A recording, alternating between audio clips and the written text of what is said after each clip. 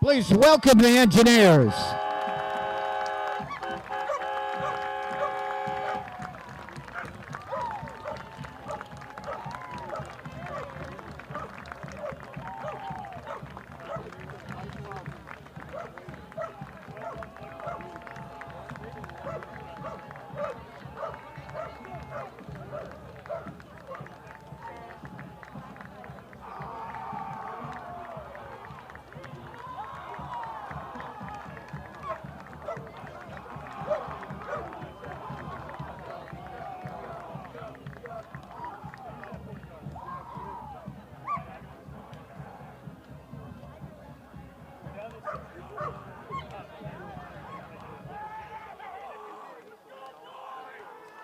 The officials have called the captains to midfield for the coin toss.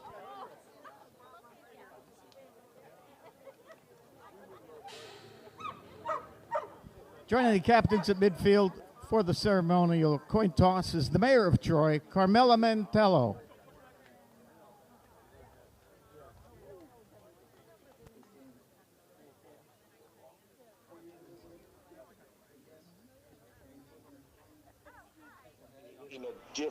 With a different cast of characters than it was in 2018. Is it a big difference? Like last week, obviously, the passing game was Utica's big thing. This week coming in, Brockport, they've gained more yards on the ground than passing. Is it kind of a different practice when you go in looking at a different team like that? It is. It is. You know, put your backs to that end. RPI, put your backs to this end. What they want to emphasize, and just. RPI will return down here. Brockport won the coin toss and deferred to the second half. RPI will receive the opening kickoff and defend the south end zone.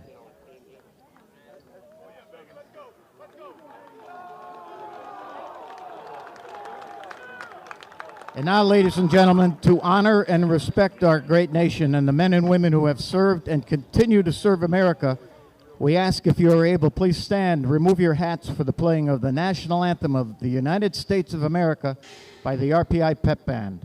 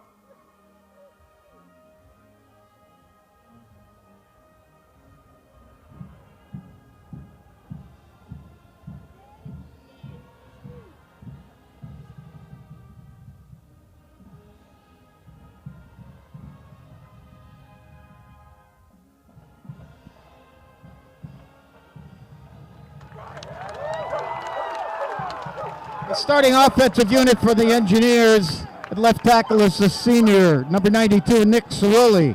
The left guard, a junior, number 50, Ryan Shaner. At center for the Engineers. Guys, coverage of Engineer football, hockey, and baseball. Also, WRPI is on the World Wide Web. Point your browser to WRPI.org. You can pick up our broadcast 24 hours a day, 7 days a week, as long as we're sending something out over the ether of the air. We'll provide it for you on that feed. That is WRPI.org. They did the coin toss before the national anthem. Brockport won. They deferred their selection to the second half. So it will be RPI getting the ball to start out today's game.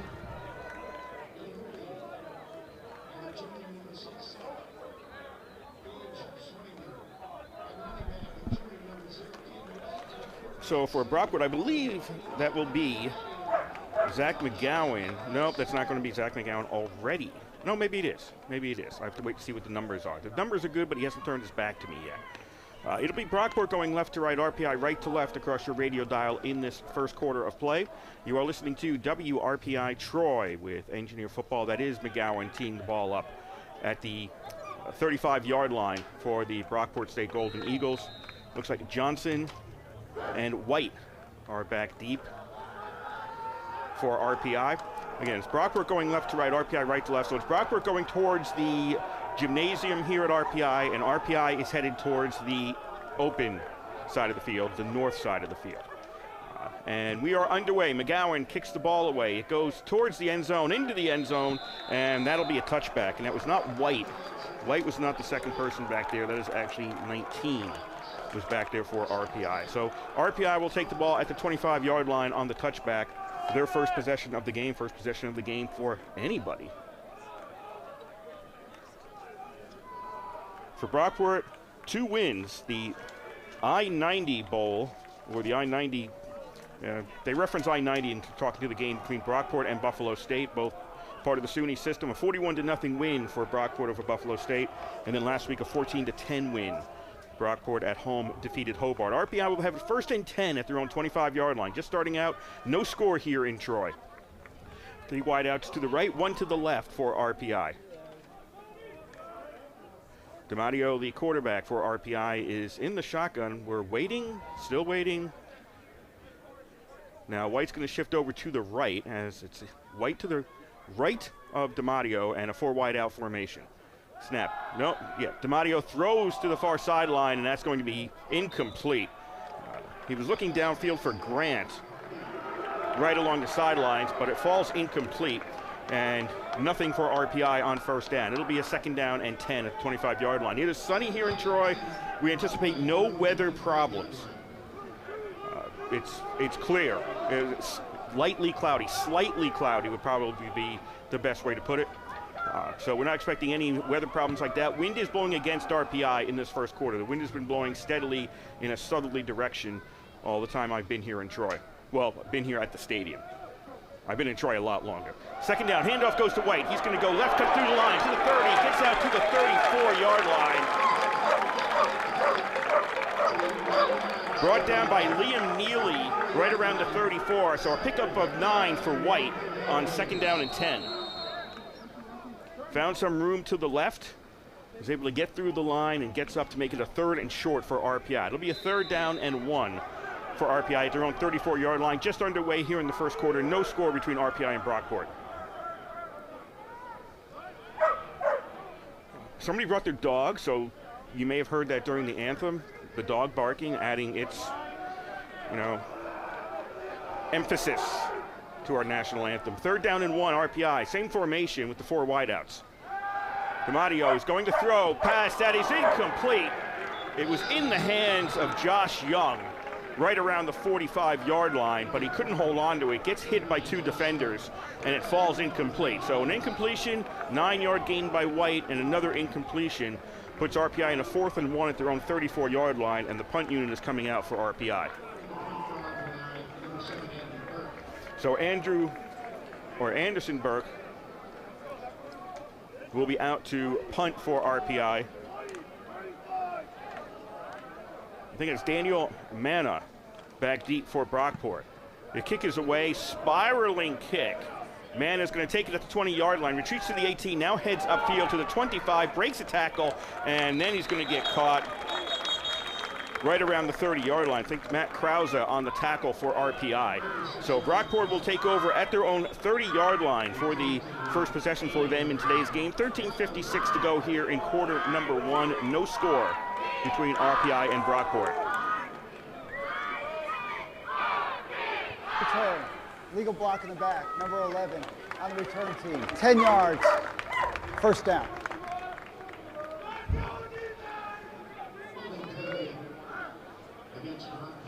So a penalty against Brockport on the kick return, that's going to back them up. They won't be at the 30. Illegal block in the back against Brockport. They're going to lose some yards here. They're saying it happened at the 29.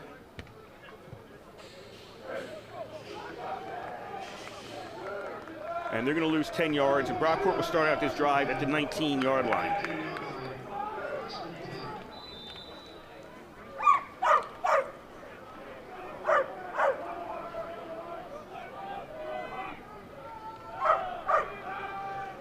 First and 10 for Brockport. They're going to go in the air on first down. That's complete to the 20, down to the 25. Xavier Smith on the reception. Ben Coachella on the pass for Brockport. So Brockport picking up about 5 yards. Yeah, around 5 yards to the 24-yard line on first down. No score here, 13:50 to go in the first quarter. Brockport in their, I'm not going to say home road because football people change that around, but they're in white jerseys, nice dark colors for the numbers, easy to read, yellow pants or gold pants, gold helmets. Run play on second down goes to the left, and that'll get stopped at about the 26-yard line.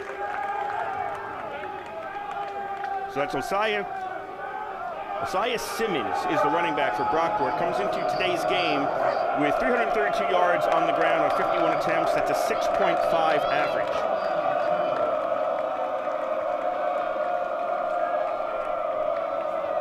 Crowd getting behind the Engineers, and it's going to be third down and really 3. It's third down and 3.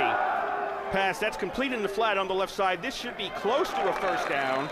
I think it was Aiden Davis on the reception. Near the marker, the person with the down marker was in the wrong spot on that snap. No, that was Daniel Manna on the reception. Looks like that was 5. That's Manna on the reception, 5. So Manna gets the reception, and this will be a first down. So the person with the line of scrimmage marker, with the down marker, was 2 yards back at the time. They decided, no, that's okay. Now they're going to move the chains forward to the 29-yard line. That's where Brockport has it, first down and 10 at the 29. 12:35 to go here, first quarter. No score between RPI and Brockport. Man, Thomas is going to take the, or Simmons, pardon me, is going to take the handoff, and Simmons is going to get up to the 34-yard line. So that's another pickup of 5 for Brockport.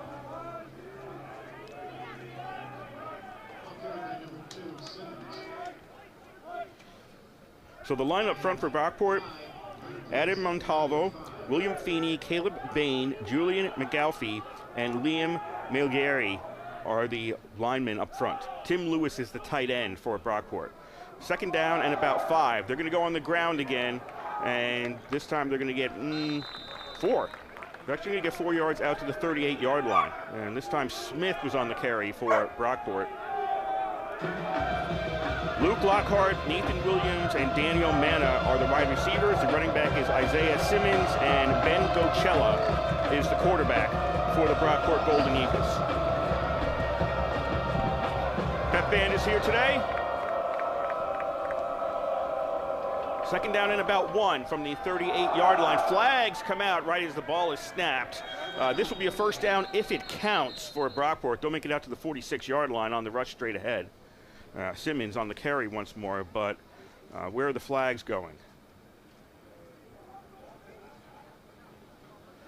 This is illegal motion against Brockport. That'll back them up. No first down.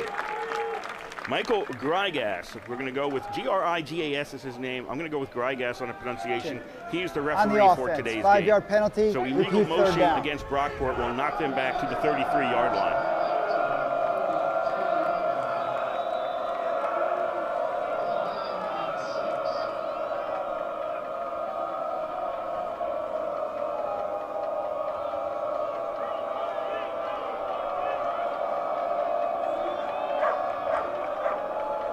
Third down and 7. Back at the 33. Coachella throws. That is complete along the sidelines to the 40. That'll be a first down.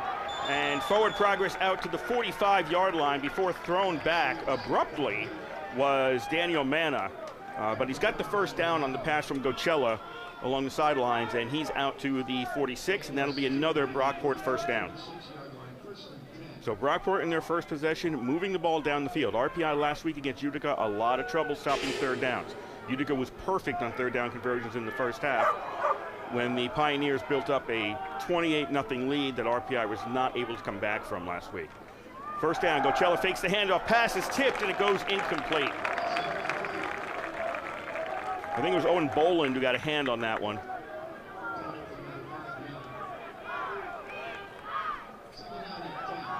So that'll make it a 2nd down and 10 for Brockport.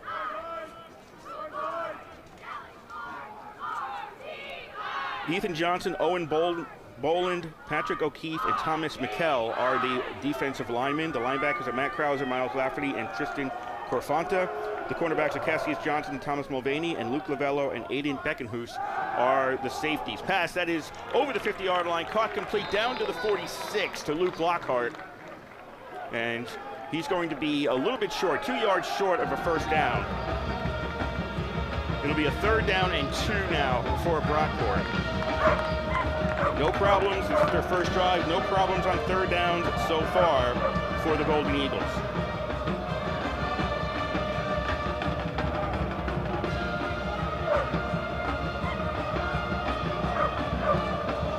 Two receivers on the right, one on the left.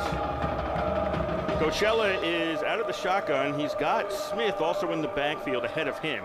And quick pass in the flat, near side. That is complete, and that'll be a 1st down, just enough.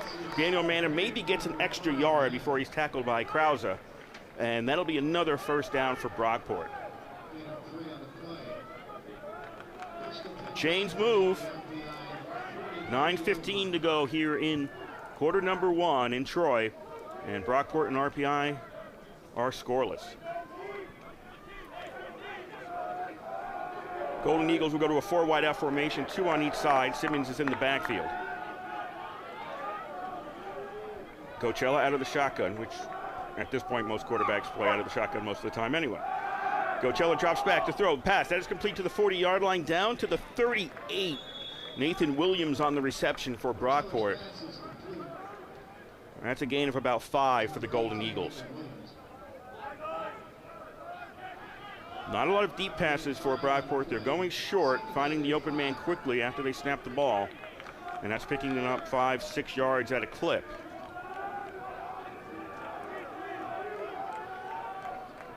Second down and 5 for the Golden Eagles.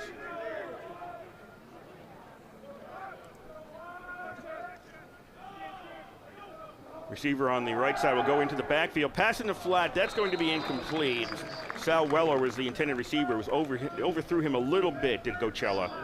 And that goes incomplete on 2nd down, and Brockport with another 3rd down.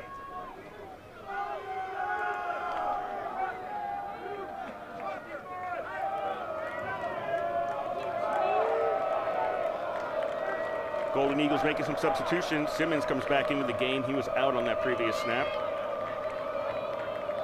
Tim Lewis, the tight end, also coming back in for this 3rd down and 5 play.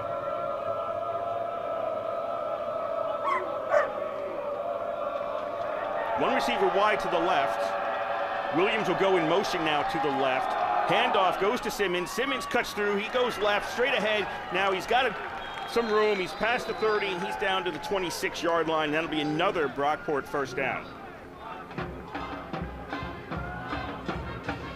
So they were 3 for 3 3rd down. They're now 4 for 4, are Brockport in this first half already. RPI's defense, it's slow going down the field for Brockport, but they are still moving consistently down the field. They'll bunch together, only 2 wideouts on the left side. Delayed handoff to Simmons. Simmons is going to run straight ahead, and he's going to pick up about 4. So he came in averaging about 6.5 yards per carry. If you average 6.5 and you keep handing it off to him, you're going to have a pretty good day on the ground.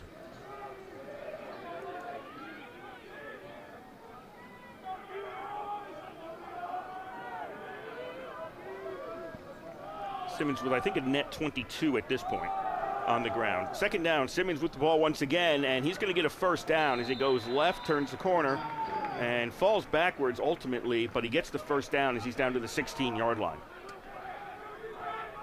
6:55 to go here, first quarter. No score between RPI and Brockport. A quick-moving first quarter.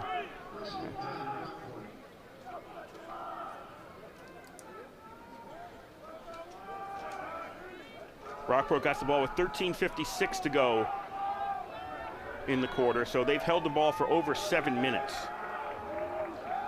Coachella pass, that's off his receiver and incomplete. Manna was the intended receiver around the 15-yard line. It just went off him and flying between two RPI defenders and falls incomplete. Brockport a little bit lucky on that one. A different deflection would have been an INT. Not by much. Brockport with the win here in this first quarter.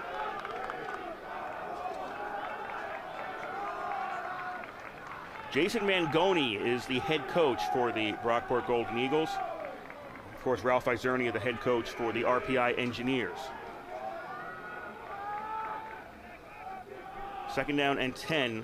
Ball's at the 16-yard line. Scoreboard's wrong. Simmons gets the carry. This time he's going to get caught behind the line of scrimmage, and he's going to get pushed back. That's Miles Lafferty for RPI on the tackle there. They'll get the forward progress to the line of scrimmage. He pushed him back about 5 yards, but his forward progress is to the line of scrimmage, so that'll be the 16-yard line. It'll be 3rd down and 10 at the 16. Scoreboard is still wrong. It says 21, but it's really the 16. So 3rd down and 10. 4 wide out formation. Gocella drops back, goes short. Simmons catches it in between his linemen, and he's in for the touchdown. Simmons' biggest problem there wasn't RPI's defense. It was his own lineman that he had to work around to get to that ball. He was lucky that they didn't block it from him. But once he got the ball, he was clear in. Nobody touched him. So Brockport with the reception, 16-yarder for Simmons. Goes up 6-0 here in Troy.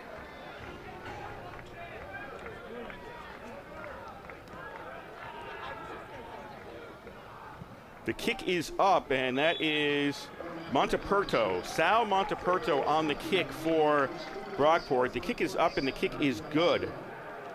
I was expecting McGowan to kick, but it was actually Monteperto out there kicking for Brockport. So 5:50 to go here in quarter number 1, and Brockport on their first drive moves it downfield 81 yards for the touchdown, and they lead it 7-0.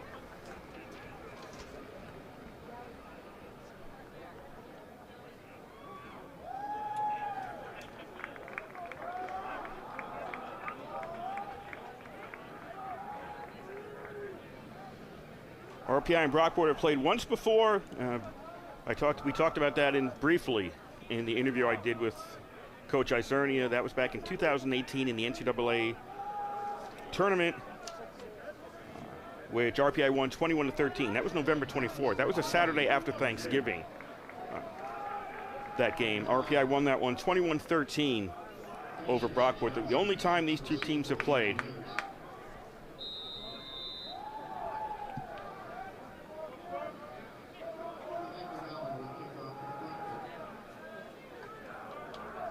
A very different weather situation that day.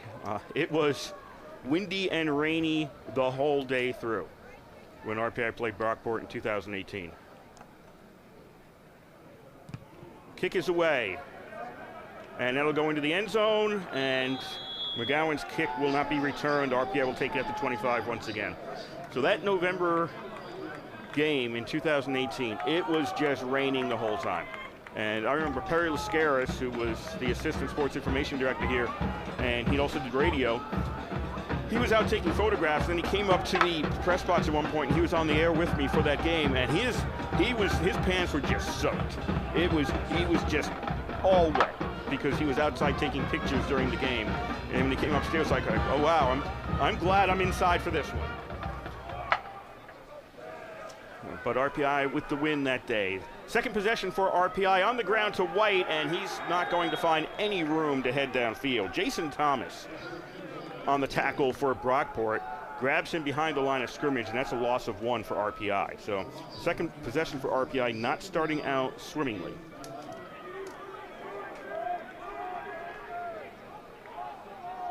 That'll make it 2nd down and 11 for RPI. 2 wideouts on the left, 1 on the right. RPI has a tight end on the right. White is in the backfield.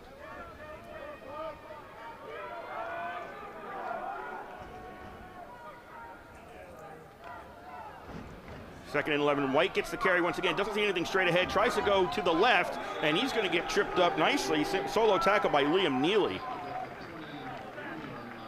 And that puts RPI in a 3rd and long situation, as the RPI offense is, well, not doing anything. They were 3 and out on their first possession, and now they're going to be 3rd and 14. 4 wide out formation. RPI is now going to put Garon in the backfield.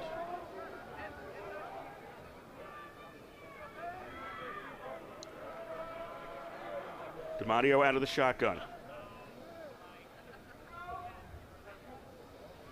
Takes a snap, scans the field, throws the ball. He had time, and does he get him in? Yes, he does. At the 46-yard line. A leaping catch. Dalton Grant on the reception for RPI at the 46, and that'll be a 1st down for RPI. RPI quickly to the line, 4:05 to go, first quarter, 7-0 RPI trails. Pass in the flat, left side. That's complete to Nicholson, and he's going to get forced out of bounds around the 43. Neely on the tackle there, and we've got a flag on the play on the far side. While they're sorting that out.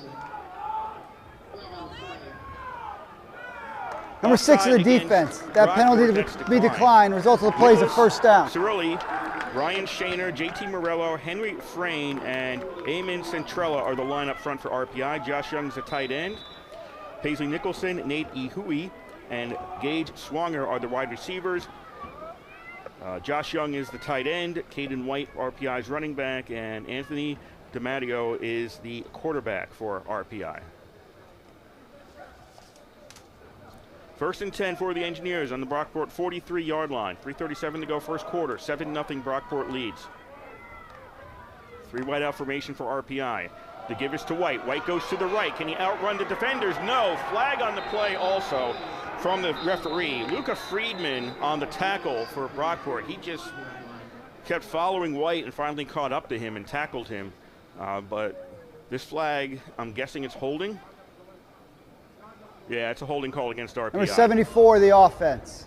Our penalty, repeat 1st down. So that'll back RPI up 20 yards.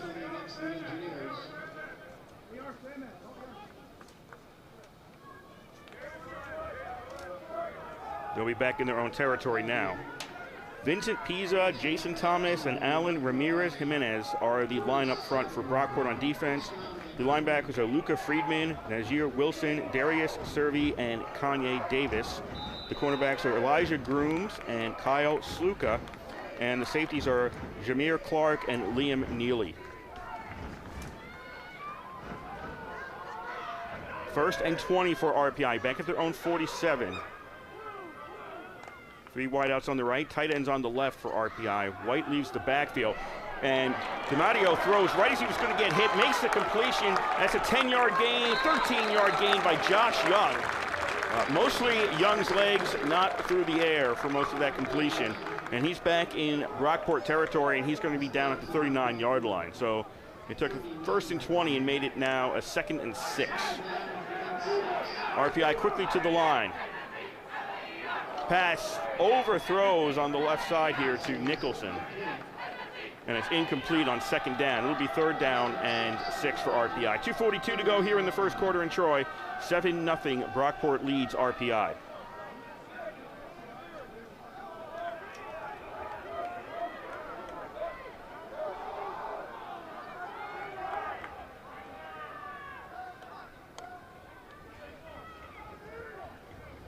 Engineers looking to the sidelines.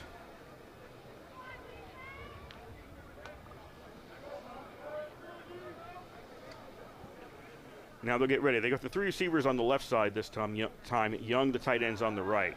DiMatteo throws. That is incomplete. Liam Neely on the breakup there. Got in front of the ball before he could get to Grant. And now it'll be 4th down and 6 for RPI, and they're going to send out the punt team at the 39. So Burke is out to punt.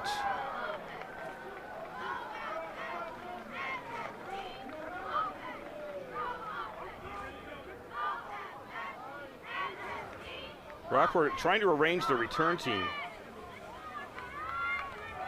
There's a little bit of confusion there. Now they're set. Burke kicks it, low kick towards the sidelines, and it goes out of bounds inside the 10. That was a nice kick. It is out of bounds at the 9-yard line. So a soft kick gets it to the 9. And Brockport starting out their first drive at the 19. Their second drive is going to start out at the 9. We have 2:30 to go here in quarter number 1. Brockport leading RPI 7-0.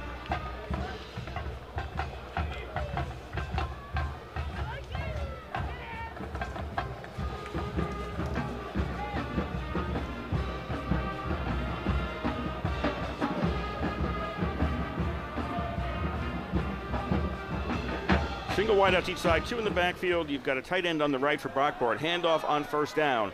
Simmons is trying to find his way through and doesn't get very far. He's going to be stopped at the 10-yard line. Lovello in on the tackle for RPI, so only a pickup of 1 for Brockport.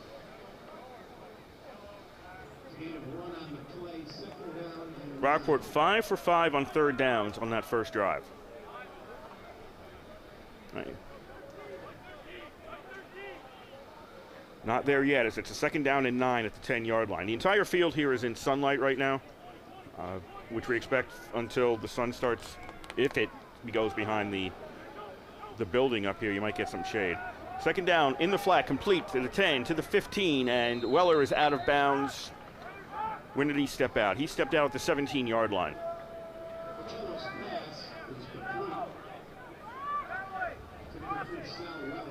That'll make it a 3rd and approximately 2.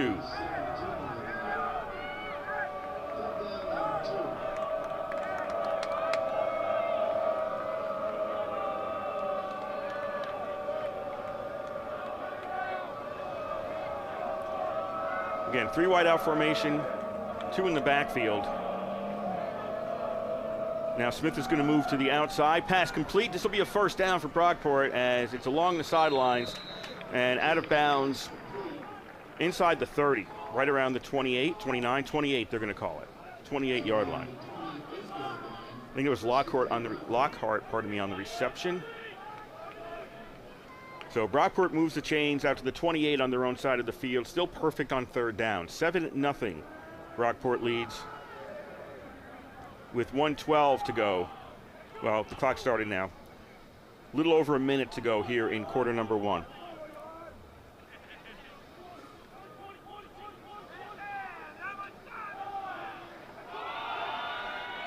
Three wide out formation. Handoff, straight ahead run. Not going to get much. If anything, nothing. Actually, nothing.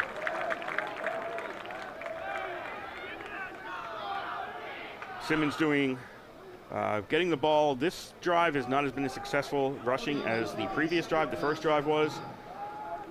So Simmons stopped at the line of scrimmage. It'll be a 2nd down and 10 for the Golden Eagles. I mentioned the uniforms. RPI is in all black today. Black helmet, black shirt, black pants. Gocella throws on 2nd down. That is complete. That'll be out to about the 47-yard line for Lockhart.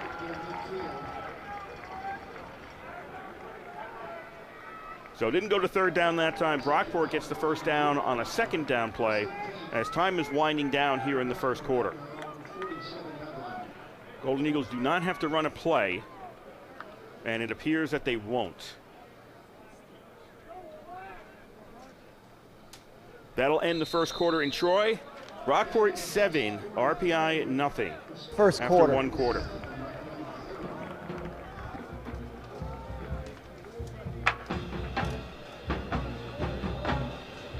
Brockport has made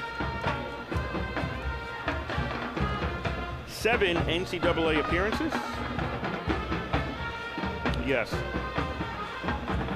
Their first was in 2000. They made the quarterfinals in 2002. They made the semifinals in 2017. They lost to Mary Hardin Baylor that year. Their last trip was 2019.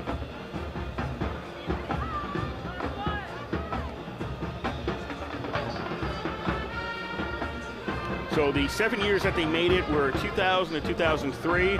Then there was a break, and then 2017 through 2019. So it came in 2 bunches, NCAA trips for the Golden Eagles. And both teams have made it. The the furthest they made it were the semifinals. Brockport made it once, 2017. RPI made it once back in 2003. Teams will switch sides. It'll be Brockport going right to left, RPI left to right across your radio dial in quarter number 2. 7-0, Brockport on top. 15 minutes are on the board. As Brockport's looking at a 1st and 10 at their own 47-yard line. Now going against the wind. Coachella throws, that's complete to the 50, and an immediate tackle there. So Weller gets knocked out of bounds by Lafferty at the 50-yard line. And Brockport, we were looking at a 2nd and 7. 23 plays for 124 yards for Brockport in that first quarter. RPI 10 plays, 55 yards.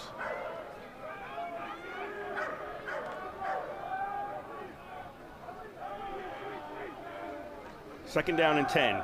2 wideouts on each side. Pass, that's another completion, a quick completion, and a quick tackle as well. Williams on the reception on the far side. Borkowski on the immediate tackle at the 46 on RPI side of the field. So it'll be a 3rd down and 3 for Brockport.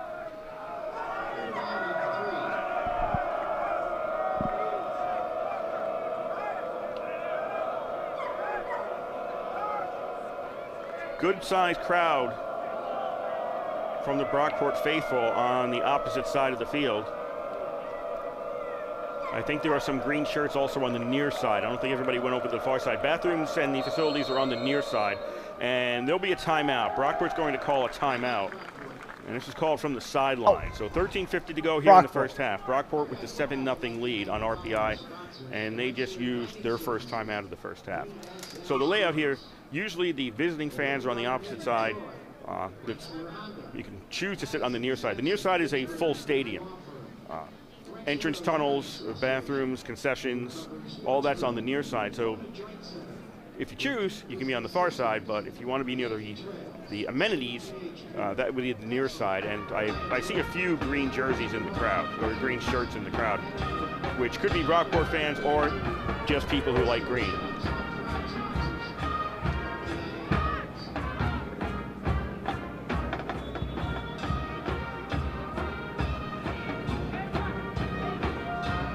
Teams are getting back to the line as the timeout is over with. First timeout for Brockport in this first half. The Golden Eagles leading 7-0.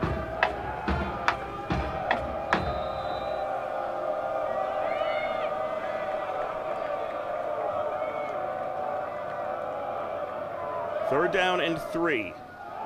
Pitch to Simmons. Simmons tries to find his way through. He does. He goes to the right side, gets a lot more room than I thought he was going to get, and he's down inside the 30 for a big gainer there for Brockport on 3rd down and 3, and they'll get another first down. Nope, they're going to say he actually stepped out to 33. He went down inside the 30, but we're actually going to say he stepped out to 33. It's a first down regardless for Brockport. Their second possession of the game. First possession, Simmons with the 16-yard touchdown reception from Coachella. 3 wide out formation. Brockport's got a tight end on the left. Handoff goes to Simmons, goes right, goes through the line, takes a couple of guys with him for a little bit, and he got 4 yards when it looked like he might only get 1.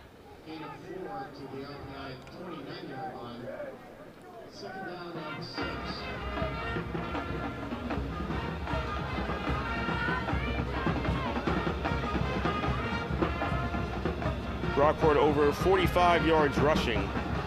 I don't think the last few plays are included on the live stats. Now they've got him up to 49. Okay, I think that's current right now. RPI with only 5 rushing yards in this first half.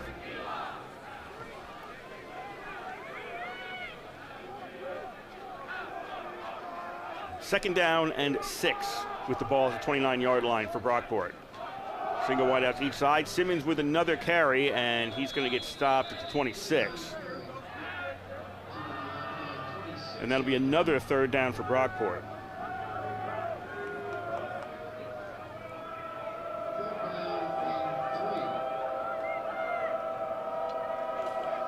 Brockport 7 for 7 on 3rd downs.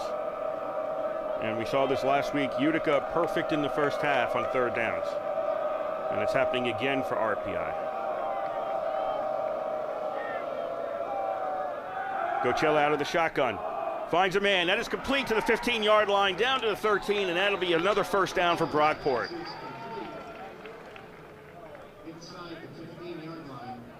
Daniel Manna on the reception for Brockport. So the Golden Eagles down to the 13, and I think there's an injured engineer on the field, so we'll have an official timeout here at the East Campus Stadium.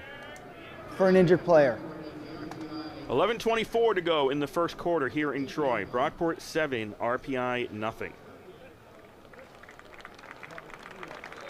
And that player will be able to get up and get off the field.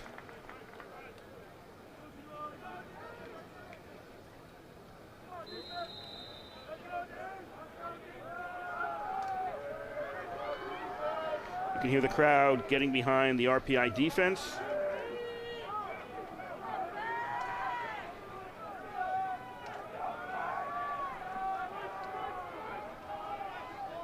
First down and 10 at the 13-yard line. Gochella gives to Simmons. Nice hole for Simmons. Goes to the outside, to the 10. Simmons still on his feet, down near the 5. That was some really good work by the offensive line for Brockport. They opened up a nice hole for Simmons.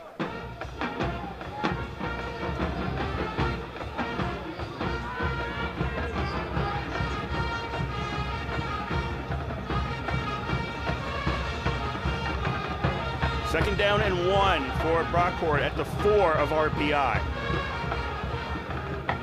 2 wideouts on the right, 1 on the left. Simmons in the backfield.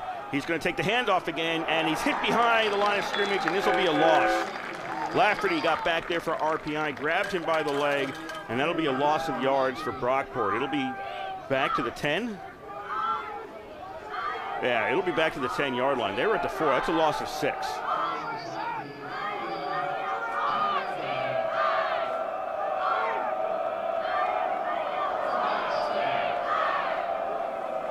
So third down and 7 now for Brockport at the 10-yard line. Can they stay perfect on third down? 3 receivers to the left, 1 to the right. And they're going to give to Simmons, and Simmons, no, stopped short. That's the first third down stop for RPI on defense. He is stopped at the 7-yard line.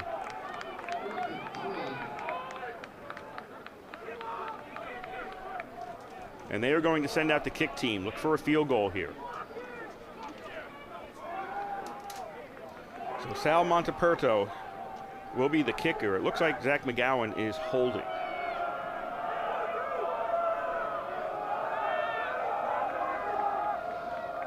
This is from 23 yards out, middle of the field. Snap spot, kicks up, and the kick is good. So a 23-yarder by Monteperto increases the lead for Brockport. They've got it 10-0 now. They're on top with 9:11 to go in this first quarter.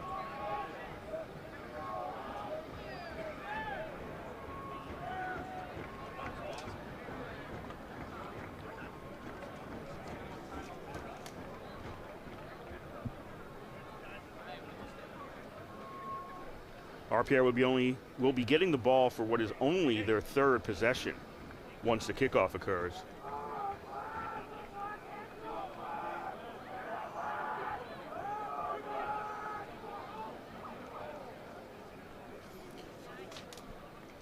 Looking to put some points on the board.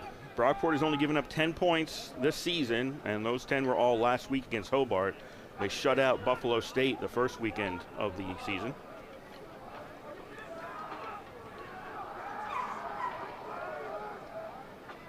This is the second of 2 games, actually, for both teams as part of the Empire 8 Liberty League scheduling agreement. Brockport's game against Buffalo State in week 1 was not part of that agreement. So RPI plays Utica and Brockport. Brockport plays Hobart and RPI this season and next season, and then they get different opponents the year after that. Kick is away, as it'll be taken by Johnson at about the 1-yard line, to the 10, to the 15, 20. Johnson, 25, and then runs into a wall. And RPI will have it 32-yard line, they're going to say. It'll be the best start for RPI. They got it the last 2 times on touchbacks.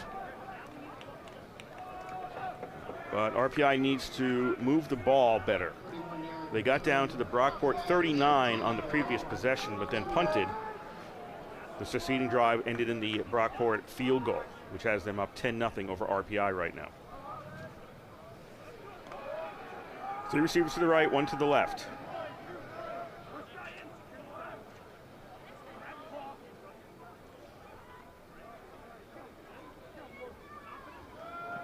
Mario takes the snap, tosses it downfield, looking for his man, and that's going to be flash interference against Brockport.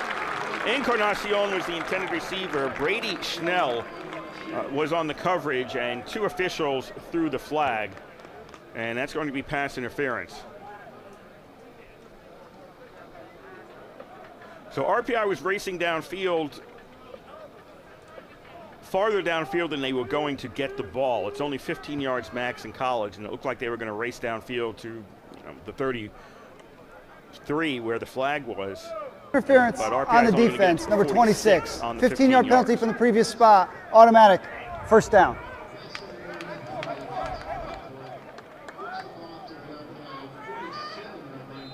They're going to put it at the 47. Yeah, they started at the 32. The scoreboard had it as a 31. It was actually the 32 for the start of this drive, so 47 is correct. So it'll be a 1st and 10, RPI at their own 47. 8:57 to go here, first half, 10-0. Brockport leads RPI. 3 receivers right, 1 left. Now Young's going to move closer to the line on the right side. Mario gets hit again, and he's going to get sacked. He's going to lose a yard. I think it goes into the books as a sack. Vincent Pisa was in on that tackle. There were like basically 3 guys out there. I don't know who they're going to credit for the sack. You can only give it to 2. But there were 3 guys who were knocking him around. So RPI loses a yard back to the 46-yard line. It'll be a 2nd and 11 for the Engineers.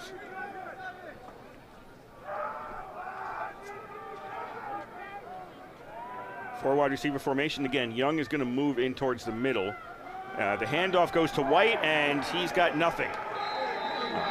White met Thomas, Jason Thomas, in the backfield, and Thomas won and put White on the ground. So 2nd down did not go well. It'll now be 3rd down for RPI. They're back at their own 44-ish. As it's, they say 3rd and 12 on the board. It's actually closer to 3rd and 14. Nearing the halfway point of the 2nd quarter, RPI in their 3rd possession. 2 punts, no points. 3 wide receiver formation. Young is now just a little bit off the line on the right side. Mario doesn't see anything to the left, starts running, keeps running. Mario gets hit, and he's tackled at the 50-yard line. Colton Thorpe on the solo tackle takes Mario down at the 50, well short of a 1st down. Needed to make it to the 43, and RPI is going to send out the punt team again. So no success on offense for RPI in 3 drives.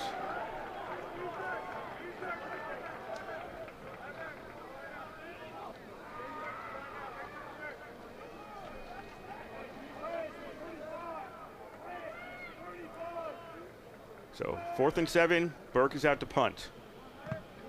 Gets the kick away. And it goes into the end zone, and that'll be a touchback. Mana faked like he was going to catch it, lets it go into the end zone, and that'll come out to the 20-yard line. There's 6:40 to go here in the first half. 10-0, Brockport is on top.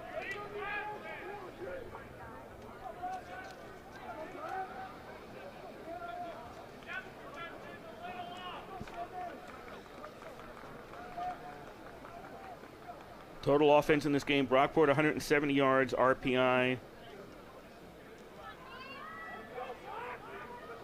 around 58, depending on when the live stats get updated. It's a disparity right now. It's basically almost similar to what last week was Utica against RPI. Bit lower score. Coachella passes on 1st down and incomplete. in the hands of Lewis, and he was getting hit from behind as he was trying to hold onto the ball. Couldn't, and it goes incomplete on first down for Brockport.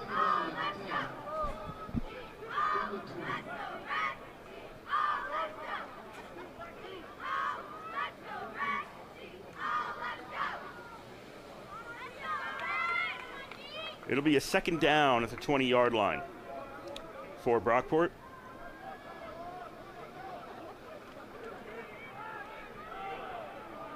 Manna goes in motion to the right. Coachella throws and intercepted. Taken away by the Engineers. Overthrew his man Mulvaney on the interception. And Mulvaney gets down around the 15-yard line.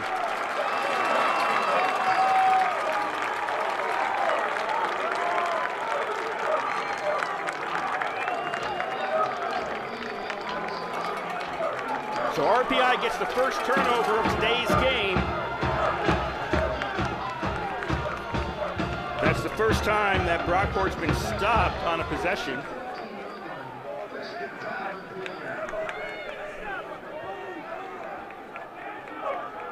.6:24 to go here in the first half. 10-0 Brockport on top. RPI has it at the 15 of Brockport after the INT.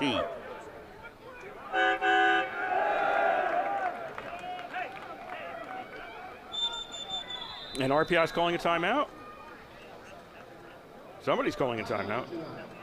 Out RPI. Yes, RPI is going to call a timeout. That is RPI's first timeout of the second half. Again, to set you up here, 6:24 to go here in the first half. RPI has just intercepted Brockport. Mulvaney on the interception for RPI brings it down to the 14-yard line. That's where they'll spot the ball. So RPI in a great position to put some points on the board here as the first half is nearing its end.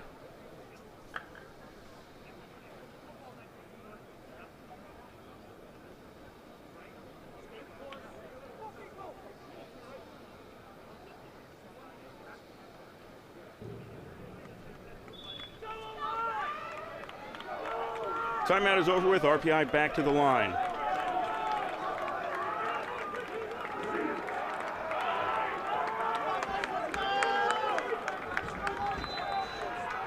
First and 10 at the 14. RPI, this is their first play after the interception.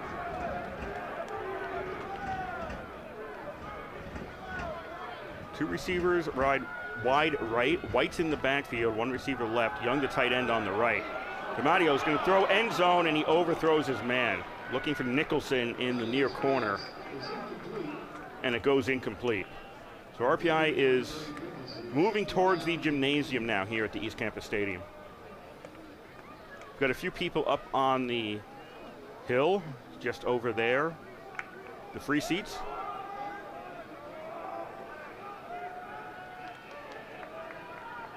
Second down and 10 at the 14-yard line for RPI. Same formation as before.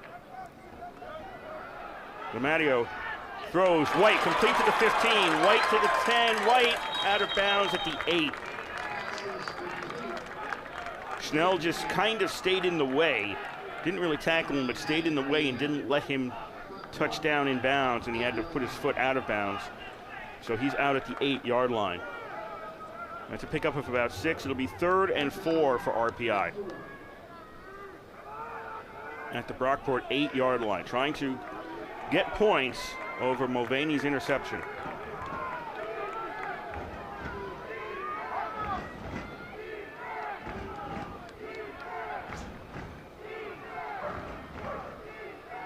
Everybody but Grant is really tight to the line right now.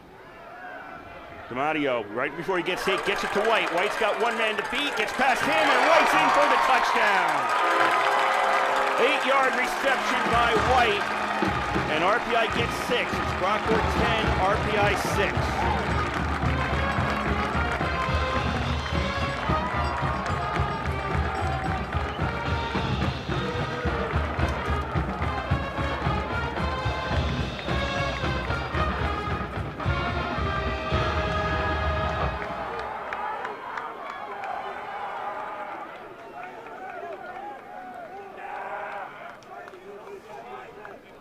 Merrick out to try the extra point. DiMatteo is the holder. And flags, right as the ball was snapped, we've got flags. So that'll be a false start against RPI. That'll back them up 5 on this conversion attempt. Prior to snap, false start, number 75, the kicking team. 5-yard penalty, replay the try.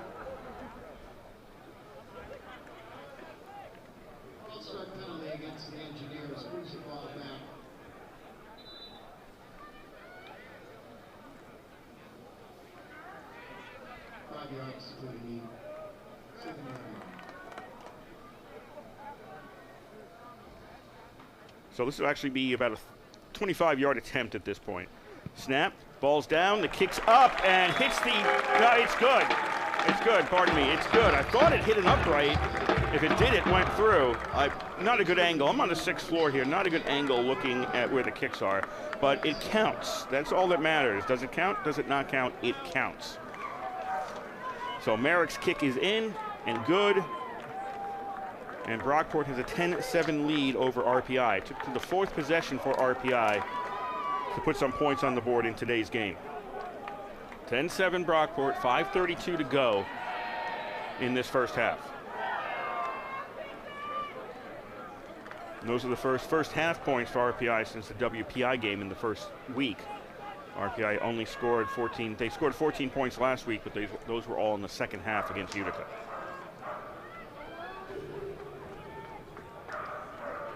No scores to update you on the Liberty League. Everything else is a 1 o'clock or later start today.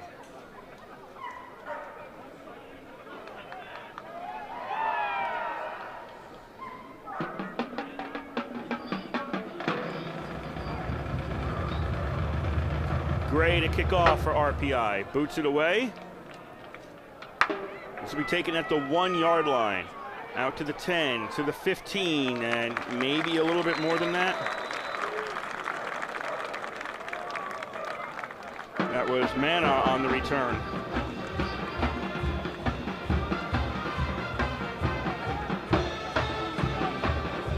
So RPI with a stop on Brockport's 3rd possession with the INT, turned that into 7. Looking to get another stop here as Brockport starts out at the 18.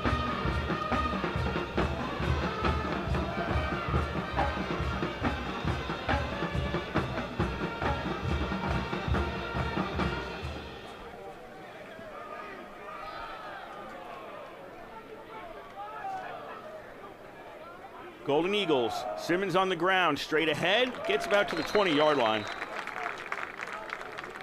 Krause on the stop for RPI.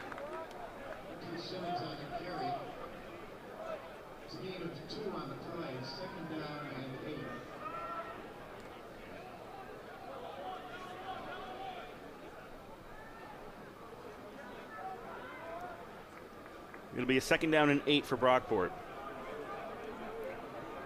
Under 5 to go here in the first half. Coachella fakes the handoff, throws, and his receiver fell down. That was Mana. He was at the 30-yard line. He's looking down. I think he tried to make a turn, and he lost his footing and fell.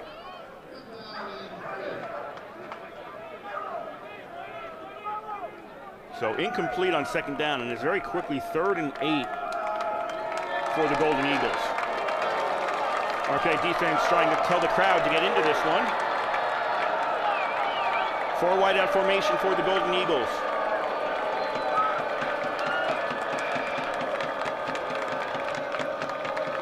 Single back. Coachella looking downfield, throws, and that is complete to the 42-yard line. Nice catch there. Had to go up for it, grabbed it, came down cleanly.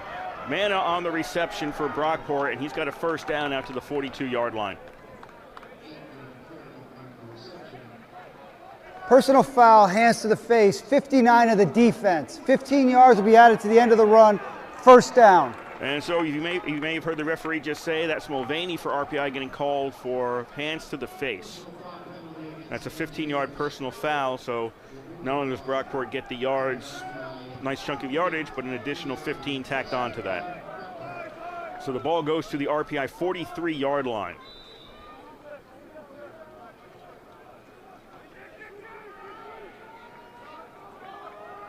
First and 10, Brockport at the RPI 43. 4.5 to go here in the first half. 10-7, Brockport's on top. Pass complete to the 40-yard line. Williams got it. Borkowski with the immediate tackle. So we have a pickup of 3 for Brockport down to the 40. As the Golden Eagles, a big pass play plus a 15-yard penalty, against RPI has them in good field position as we're down to the 4-minute mark here in the first half.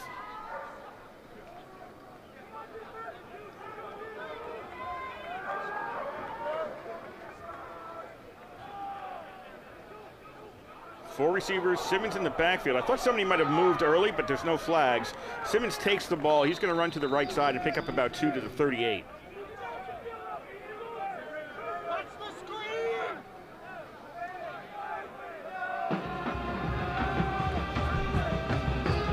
It'll be 3rd down and 5 for Brockport. The big screen here is not working. I should point out the big screen is damaged in some way. I'll get to this in a moment. 3rd down and 4. As Gocella gives to Simmons. Simmons goes right and finds a hole, finds another hole, and he's really close to a first down. No, they're going to say he's a yard short. He's to the 34. They needed to get to the 33. That was a lot of good work by Simmons to get as far as he did. Brockport's going to keep the offense out there as we're under 2:50 to go here in the first half. Gocella goes under center, hands off to his up man. That is Smith, and Smith may have gotten the first down. He's going to be, no, he didn't. He stopped at the 34. Smith is stopped at the 34, and it'll be a turnover on downs by Brockport with 2:36 to go in the half.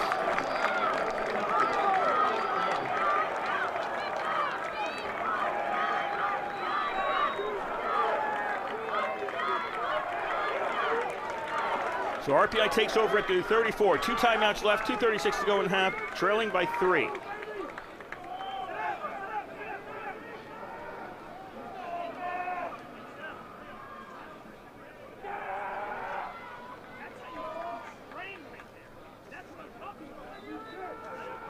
The officials have all this squared away. RPI's out there on offense.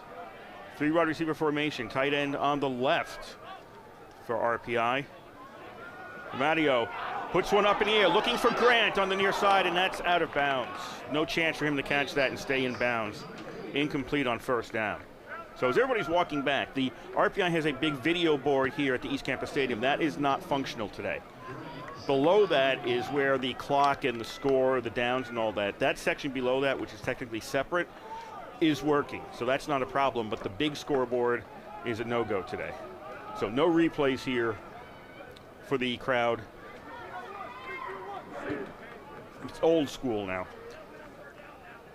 2nd down and 10 at the 34-yard line for RPI. Garung is in the backfield as the running back for the Engineers.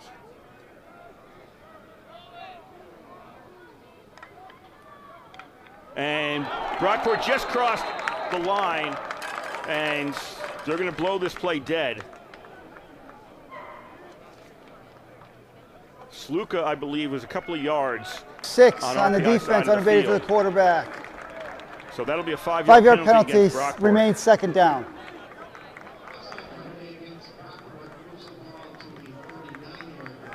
So 34 to the 39, RPI now has it for a 2nd down and 5.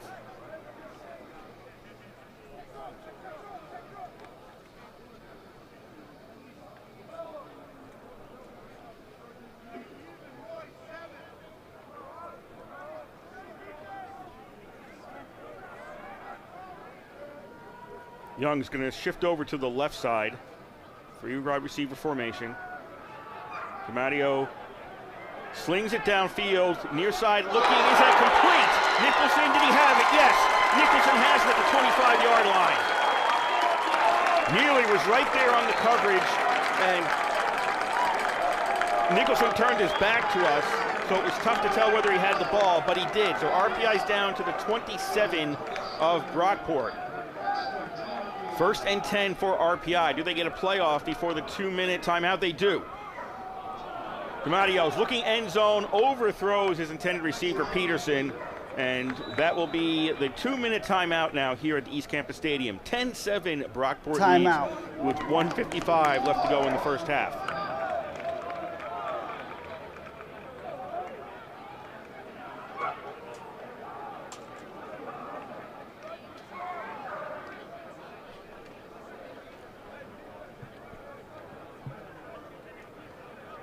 That was a 34-yard reception by Nicholson to get RPI down inside the Brockport 30.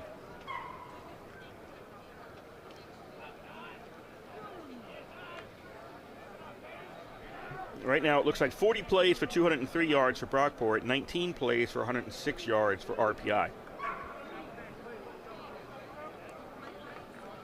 So RPI actually averaging more yards per play, 5.58 to Brockport's 5.08, but Brockport has almost 100 more yards in offense today.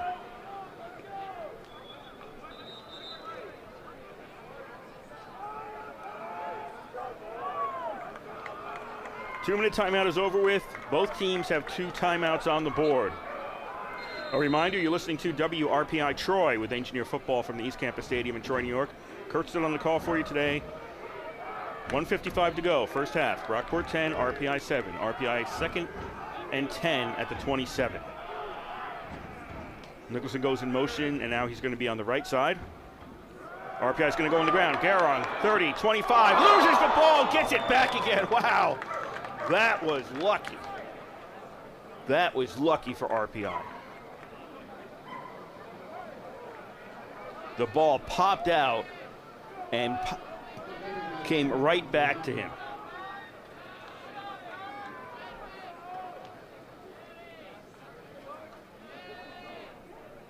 RPI is lucky there wasn't a turnover there.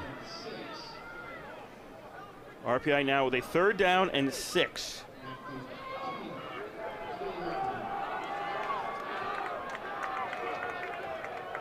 At the 23, 23. 3rd down and 6 at the 23-yard line.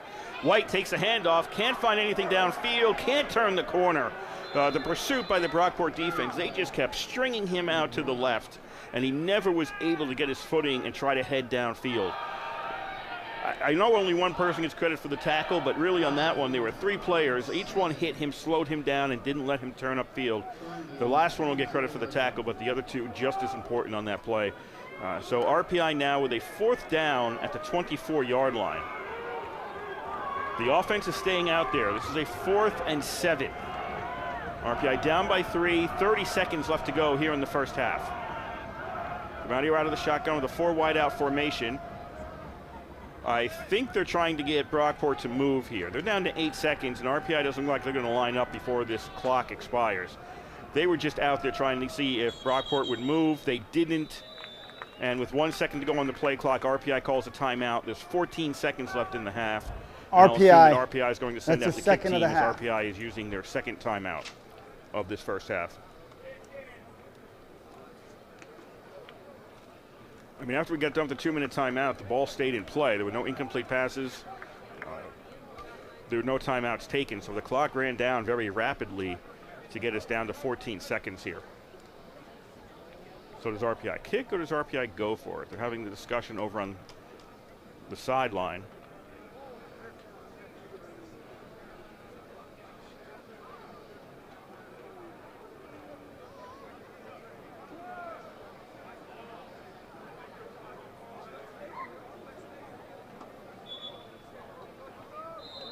So the timeout's over with, and RPI is still kind of huddled up here. They need to get back out there. And Merrick is out, and this is going to be a field goal attempt by RPI. Merrick will have the ball placed at the 32. This will be a 42-yard attempt.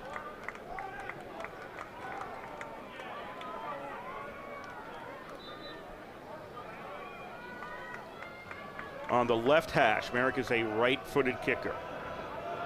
Mario with the hold. With the wind has steadily been blowing in RPI's direction in the 2nd quarter. Snap, ball's down, the kick is up. Is it good? It is good. 42 yards out, RPI ties it with 8 seconds to go in the half.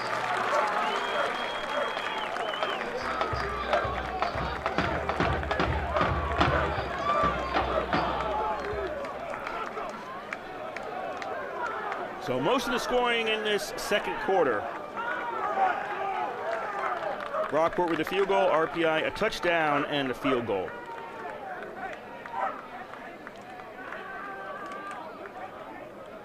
Brockport with the only score in the first half,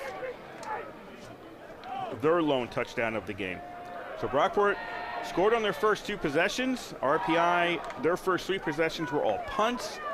If you were here watching the game, you're thinking, ooh, this might be going the way of the Utica game, but that's not the way it's turned out, as RPI got an interception, stopped Brockport on downs on the next 2 possessions, and RPI's got a touchdown and a field goal on their last 2 possessions to tie this at 10.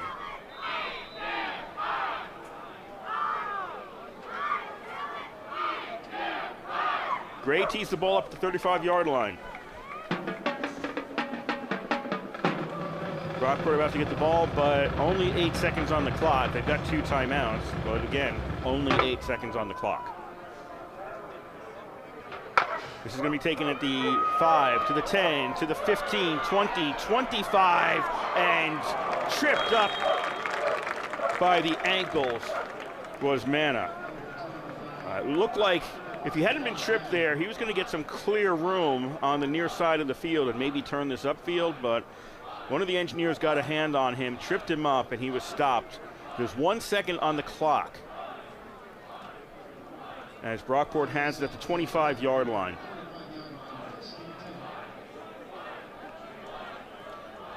Brockport's going to go into the victory formation. They are not going to run a real play here.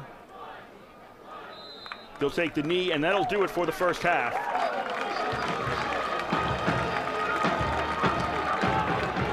Tied at 10 here at the East Campus Stadium.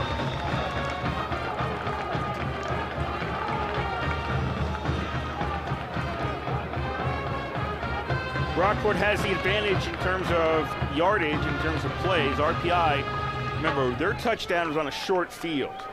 They got the ball at the 14 after an interception. So they've got a touchdown drive for 14 yards, and then they went from the 34 to the 25. Do the math quickly, that's about 41 yards on the field goal drive. So they've got 2 drives, combined 55 yards to get their 10 points. Brockport's had to go longer on all their drives. They have not started out, in fact, that last drive, the 25-yard line, that was their best start in that first half. They have always been inside the 20 or further back for all their drives. So Brockport's got 10 points, but they had to get a lot of yards to get those points. RPI, shorter yardage to get the points. So the stats are uneven, but the stat that matters is what's on the scoreboard as these 2 teams are tied at 10 as they go into the locker room. Brockport making their way off. RPI's got a slightly shorter trip as they're on the near side, and the locker rooms, pardon me, are in the stands below us. So dance team's going out onto the field. And once again, the big scoreboard not working here, so nothing to watch if you're here at the stadium. And we're going to take a break, run down what happened in Liberty League football last weekend as everybody was in action, in non-conference action last week, as it was the Empire 8 Liberty League scheduling for week 2, the scheduling agreement. But the score here after 1 half of play, it is RPI 10 and Brockport 10, and you're listening to live coverage of Engineer football on 91.5 FM, WRPI Troy.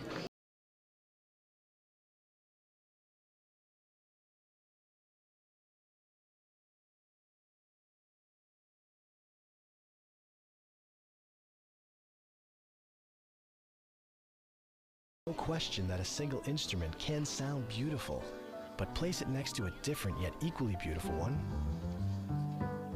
and the result can be magical. It's like the harmonies created in a diverse neighborhood where folks from different religious, racial, and cultural backgrounds all lend their own unique tone to the community voice and community spirit. Diversity promotes a greater sense of engagement. It lessens racial stereotypes. It better prepares our children for the global community they will inhabit. In fact, neighborhood diversity doesn't just sound good, it sounds great. To better understand the benefits of diversity, log on to aricherlife.org. That's www.aricherlife.org. A message brought to you by the National Fair Housing Alliance in celebration of the 40th anniversary of the Fair Housing Act. Hi, I'm Peg Phillips. There's nothing special about civil rights for all. When lesbians and gay men speak out for their rights, they're not trying to secure anything more than the same protections that many of us take for granted. The right to work and support our families, the right to live in our home without fear of unjust eviction, the right to love the people we care most about. Sounds very American to me. We're really talking about human rights. Now, it's always dangerous when we single out a group for discrimination. Lately, we've been justifying discrimination against immigrants, even though Native Americans are the only indigenous people in the U.S. Now, I don't want everybody to act just like me, or look just like me, or talk just like me. Can you imagine that? But I do want everybody to be treated equally. This message is brought to you by the American Friends Service Committee. You're listening to RPI Football, only on 91.5 FM, WRPI Troy. I'm so tired. We can't sleep. Can you? I want some water. 91.5 WRPI Troy. I give you everything I've got for little peace of mind. When you listen to WRPI Troy, you'll never know what you're going to hear next. They call it electro body music. Electro body music? Total chaos. Can you dig it? We're rocking and rolling ourselves to death. And who the hell are you to tell me what to do? Name? I'll get off it. All right, I'm on. And I am downright amazed at what I can destroy with just a hammer. I want the Prozac approved too.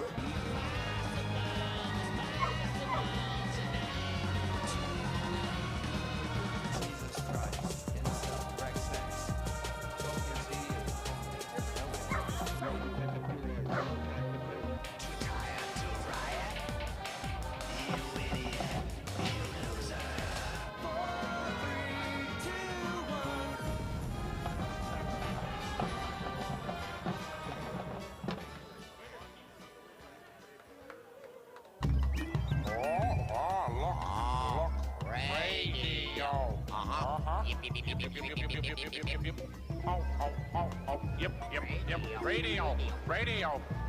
WRPI Troy, the Upstate Underground. Radio. We are in halftime of the home opener for the 2025 football season as the RPI Engineers are playing host to the Brockport Golden Eagles. And you're hearing it all right here on 91.5 FM, WRPI Troy. During halftime, let's take a look at last weekend's Liberty League football action. Everybody in non-conference action last weekend. We'll start out with Alfred State and Hilbert. And Alfred State took control early last week and never looked back at Hamburg, rolling to a 49-13 win over Hilbert. The Pioneers racked up more than 500 yards of offense, spreading the ball around through the air and on the ground. Quarterback Justin Horvath was sharp, completing 17 passes to 250 yards and 4 touchdowns. He hit Elijah Georges for 2 long strikes, one from 34 yards and another from 43, both highlighting the Hawks' secondary struggles. Running back Noah Courier added his own fireworks. He scored twice on the ground and he was on a touchdown pass for good measure. Herbert showed some life in the first half. Xavier Patrick powered in from 4 yards, and Devon Cockrell electrified the home crowd with an 86-yard interception return right before the half. But those would be the only real highlights for Hilbert. Alfred State's defense locked down after the break, forcing turnovers and blanking the Hawks in the second half. When it was all said and done, the Pioneers walked away dominant, 49-13. One of the most dramatic finishes of the weekend came in Buffalo, where Hartwick edged Buffalo State 29-27. The Hawks, from Hartwick, got on the board first with Nicholas Massaregli's 28-yard touchdown catch, but Buffalo State clawed back on special teams and defense. Antoine Hawkins returned a blocked punt for 8 yards for a touchdown, and Jedi Higdon followed with a 19-yard run. A safety gave the Bengals 14-13 lead at the break. In the third, Robert Kennedy flipped momentum for Hartwick with a 15-yard interception return for a score. In the fourth, quarterback Noah Kimball hit Keegan Whitfield on a 78-yard bomb to tie it up at 20. Hartwick answered immediately, grinding out a 9-play drive capped by Akel Williams from 2 yards with just 84 seconds left with the touchdown. Buffalo State refused to quit. Kimball found William Kitching for a 7-yard touchdown with 3 seconds left, but needing a successful onside kick, It was recovered by Hartwick, sealing a wild Hartwick win. The Hawks left town unbeaten after a thrilling 29-27 finish. Last weekend, it was Hobart versus Brockport. The very Golden Eagles RPI is playing today. And at Bob Boozer Field, it was an old-fashioned defensive slugfest as Brockport held off Hobart 14-10. The Statesmen scored first. True Styles capped a 12-play drive with a 2-yard plunge. Brockport entered in the second quarter behind Isaiah Simmons, who carried the ball 26 times on the day for 156 yards. He scored from 16 yards out to tie it at 7, but Hobart's Luke Montaigne booted a 29-yard field goal to put the Statesmen back in front. It was 10-7 at the half, Hobart. From there, neither offense could find consistency. Hobart was held to just 44 rushing yards on 26 attempts, while Brockport leaned heavily on Simmons. Late in the fourth, Simmons delivered again, pounding in from 4 yards to cap a 90-yard drive that chewed up more than 3 minutes off the clock. That touchdown put Brockport ahead to stay, and the defense shut the door in the final 2 minutes. The Golden Eagles moved to 2-0, grinding out a 14-10 victory in front of their home crowd in Brockport. At Unovich Stadium, it was all Bombers as Ithaca rolled past Alfred 45-14. Quarterback Matthew Parker commanded the offense with poise, throwing for more than 300 yards and 3 touchdowns. He connected on short and long strikes alike, including a 45-yard bomb to Nicholas Lang that broke open the defense.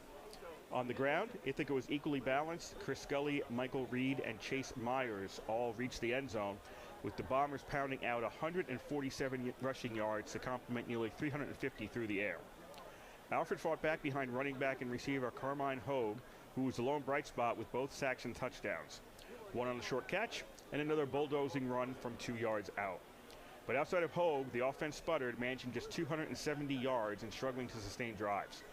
Ithaca's defense kept constant pressure, forcing punts and keeping Alfred from getting back into it. The Bombers left no doubt, improving their record with a commanding 45-14 win. In Morrisville, the Rochester Yellow Jackets relied on a stingy defense and big plays to secure a 30-14 road victory. They set the tone early as Judah Thomas stepped in front of a pass and raced 25 yards for a pick 6. Morrisville responded behind Isaac Sylvain, who punched in 2 rushing scores to briefly give the Mustangs a 14-10 edge at the break. But after halftime, it was all Rochester. Quarterback Victor Moran calmly engineered drives, throwing 3 touchdown passes, 2 of them to Aiden Papantonis, including a back-breaking 35-yarder in the fourth quarter. Moran's efficiency and Rochester's defense proved too much. The Yellow Jackets forced 3 interceptions to shut out the Mustangs over the final 2 quarters. Even though Morrisville piled up 222 yards on the ground, their mistakes proved costly. Rochester's balance, over 300 yards of offense, steady drives, and a relentless secondary lifted them to a convincing 30-14 win, keeping their unbeaten start alive. At Growney Stadium, the crowd saw a back-and-forth battle between St. John Fisher and St. Lawrence, with the Cardinals escaping 28-23. Fisher came out firing. Camden Chance pounded in an 8-yard score. Deontay Hall ripped off a 28-yard touchdown run, and Ryan Whitney capped a long drive with a 21-yard strike to Jackson Kuzak. At halftime, Fisher held a comfortable 21-10 lead, and it looked like they might pull away. In the third, Whitney added another score with a 1-yard keeper to stretch it to 28-10, but the Saints refused to fold. Quarterback Will Lederman threw a pair of touchdown passes, including a 37-yarder to Matt Zielinski, and even ran one in himself from 3 yards out midway through the fourth, and that pulled St. Lawrence to within 5. But the Cardinals' defense stiffened in the final minutes. Despite being outgained through the air, Fisher's ground game and timely stops preserved the victory. The final count was St. John Fisher 28 and St. Lawrence 23. And in the final game last week, in Cortland, the Red Dragons used a punishing ground attack to wear down Union and claim a 30-6 win at Grady Field. Quarterback Mike Racino and running back Ethan Gallo powered the offense, combining for over 200 rushing yards and 4 total touchdowns. Gallo opened the scoring with an 8-yard plunge in the first quarter, and while Union briefly answered with a 64-yard interception return by Nico Savini, their offense never got moving. From the second quarter onward, it was all Cortland. Cole Gallard added a 37-yard field goal in the third, then the floodgates opened in the fourth. Racino connected with Jason Ziva for a 15-yard score. Gallo added another touchdown from 4 yards, and Racino sealed it with a 16-yard run himself. Cortland racked up nearly 300 yards on the ground, dominated possession 36 minutes to 23, and controlled the tempo. Union's 4 interceptions killed any momentum, and the Red Dragons closed it out with 20 unanswered points in the final quarter for a convincing 30-6 victory over the Garnet Chargers. And of course, RPI last weekend taking a 41-14 loss at Utica. That was the late game, the 6 o'clock game last Saturday night. That puts the standings, no league games played just yet, but in the Liberty League, Rochester's the only undefeated team. They come in today 2-0. Ithaca, RPI, and St. Lawrence are all 1-1 on the season, and Buffalo State, Hilbert, Hobart, and Union are all 0-2 on the year. Games today in the Liberty League, Brockport is here at RPI. That's the earliest start, noon. 1 o'clock starts around the Liberty League today. Mooresville's at Union. St. John Fisher is at Rochester. Utica is at Hobart. Alfred at St. Lawrence. And then a 2 o'clock start, Ithaca at Hilbert. And then tonight, the last game this weekend for our Liberty League team, Buffalo State is at Alfred State. That is a 6 p.m. start. So we'll take a break and then come back with the second half of action between RPI and Brockport from the East Campus Stadium here on the RPI campus in Troy, New York. It's the home opener for the RPI football team in 2025, and you're hearing all the action right here on 91.5 FM, WRPI Troy.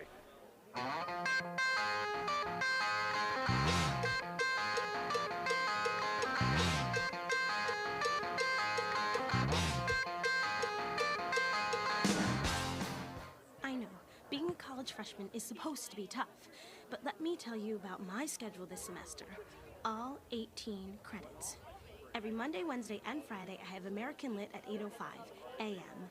And then I only have 15 minutes to get to my 9:15 Ethics and Value Theory class all the way across campus. Then in the afternoon, Calculus 1.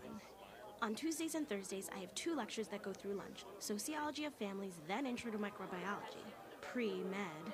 And finally, I have a double lab that ends around 9 p.m. Anyway, I just wanted to say thank you. If a kid will do whatever it takes to get through college, what will you do to send him there? Please support the United Negro College Fund and call 1-800-332-UNCF, because a mind is a terrible thing to waste. A public service brought to you by UNCF and the Ad Council. My name is Ruth Rusi. I'm a retired teacher. I'm 91 years old, and this is how I live united. I say retired, but not really.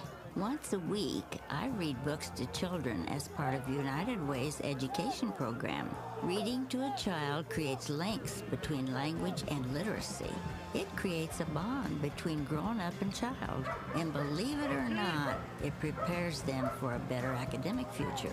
Oh, we read about frogs and flies and pigs with wings, all sorts of juicy stuff.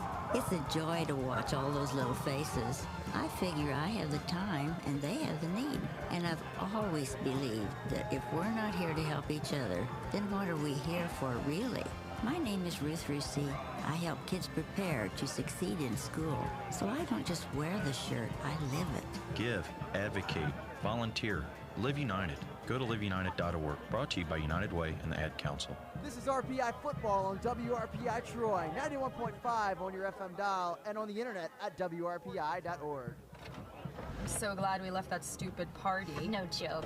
Hey, baby, are you an overdue library book? Because you got fine written all over you. Oh, barf. What about that girl with the hoop earrings? Ridiculous. When she was dancing... Megan, look out! Look out!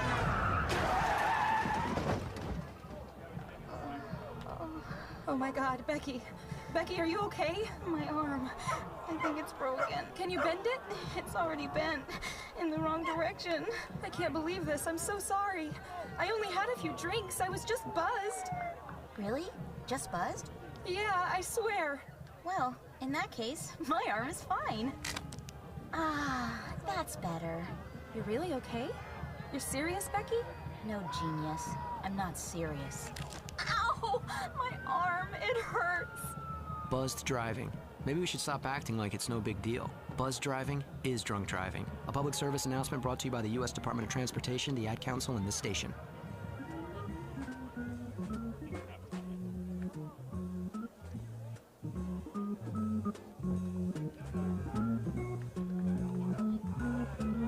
WRPI, Troy, New York, 91.5 FM, the Capital District's alternative voice.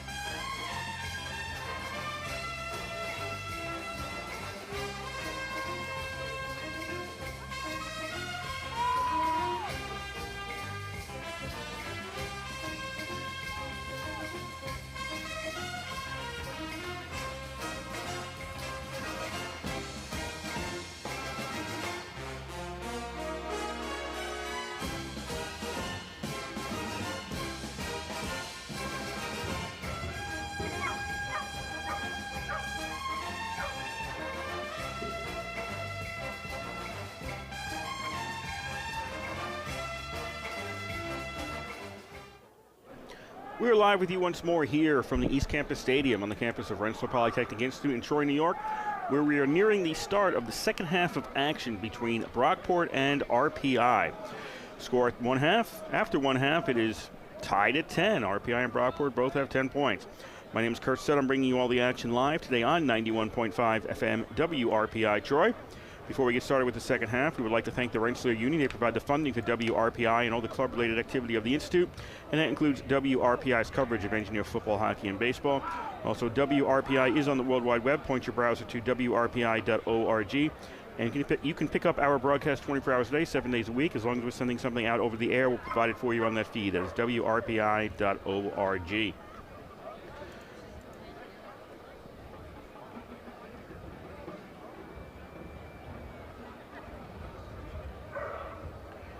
Stats from the first half. So your total plays in yards, 201 yards on 41 plays for Brockport, 109 and 21 for RPI. Assuming this is current, I'm looking at the live stats, and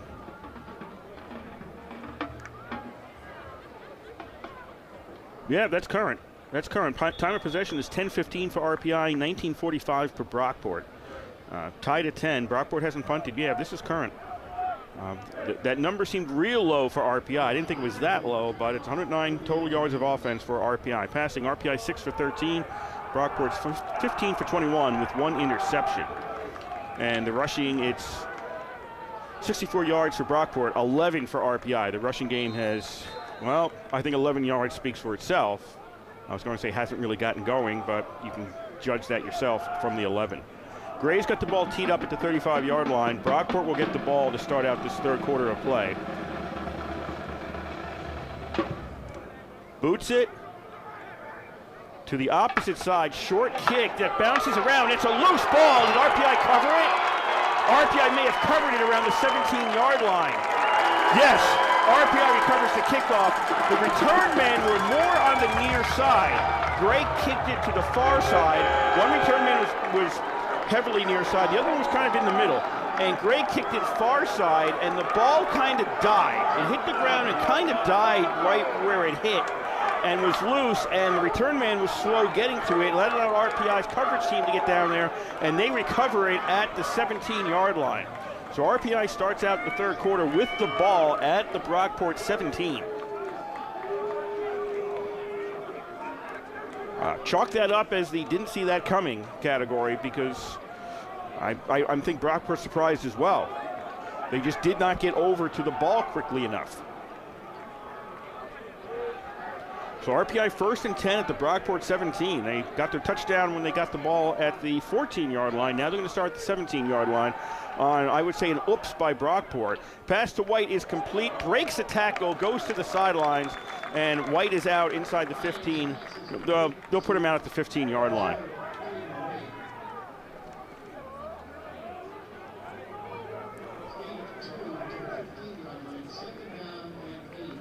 So a bit of a surprise here as RPI's got the ball to start out the third quarter. They haven't updated who recovered that.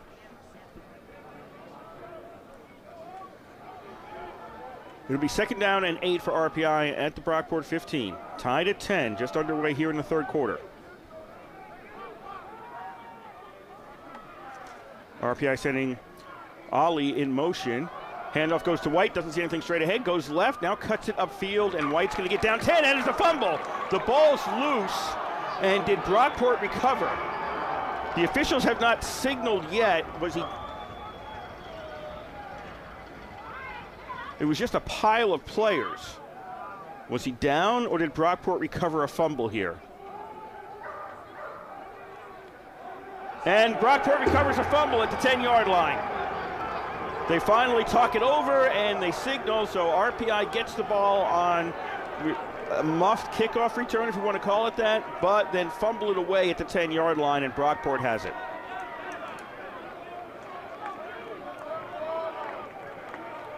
First turnover of the game for RPI.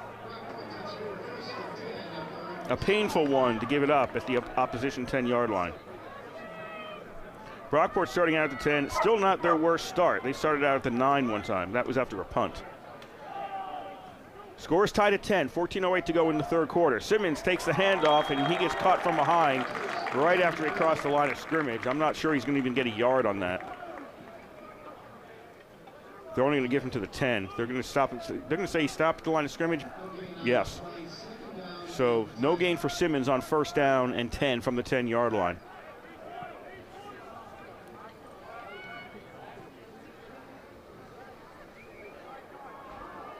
Brockport now with a 2nd and 10, 3 wide receivers, 2 men in the backfield. The dog is still here. Coachella throws, and he's got a man at the 25, down to the 28, and that'll be a 1st down. Daniel Manna on the reception for Brockport at the 28-yard line, and the chains move. 13:15 to go in the third quarter, tied at 10 here at the East Campus Stadium.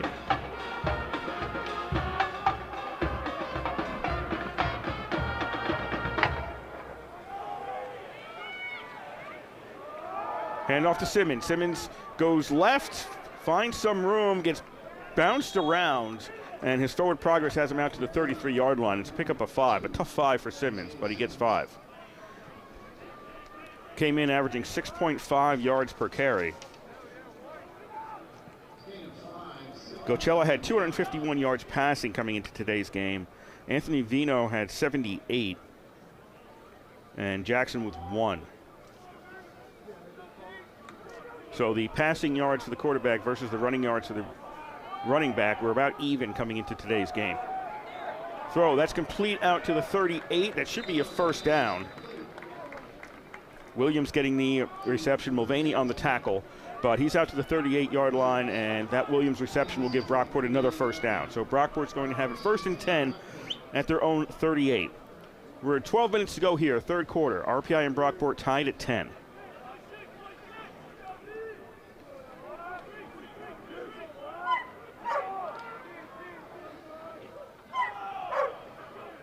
Three wide receiver formation. Simmons on the handoff, goes left. Can he turn it upfield? Yes, he starts to turn it upfield, and he's going to get another 6 yards. He's out to the 44.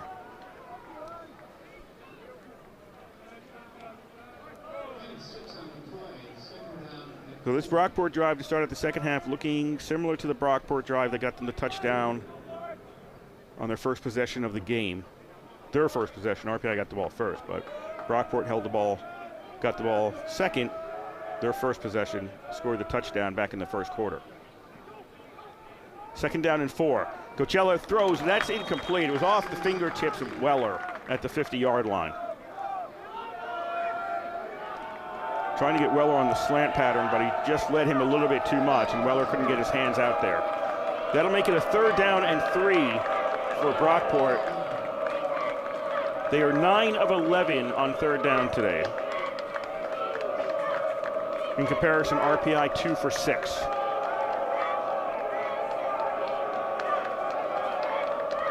Two receivers each side. Gocella looks to throw. He's got a man near side and can't pull it in. Manna jumped for it, tried to do a one-hander and bring it down, but he actually ended up pushing the ball away from himself, and it falls incomplete. And RPI holds on third down and 4. And Brockport sends out the punt team.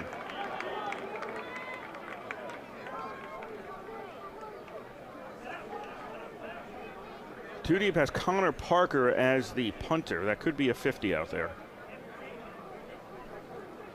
Swanger is back for RPI.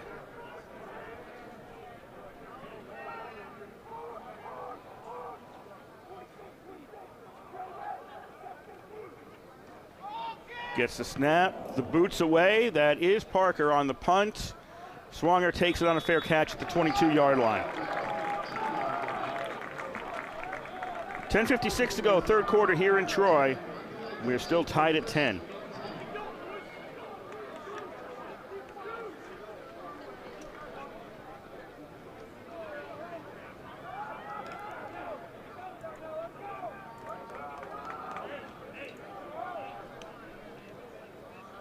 Hobart's got a 13-0 lead on Utica in the first quarter. Rochester leading St. John Fisher 7-0. Alfred 7, St. Lawrence 3, and Morrisville State and Union no score, but we may not have any live stats for that. RPI on first down keeps it on the ground, and that's actually going to be a loss of yards for RPI. White's going to get caught behind the line of scrimmage for a loss of 2.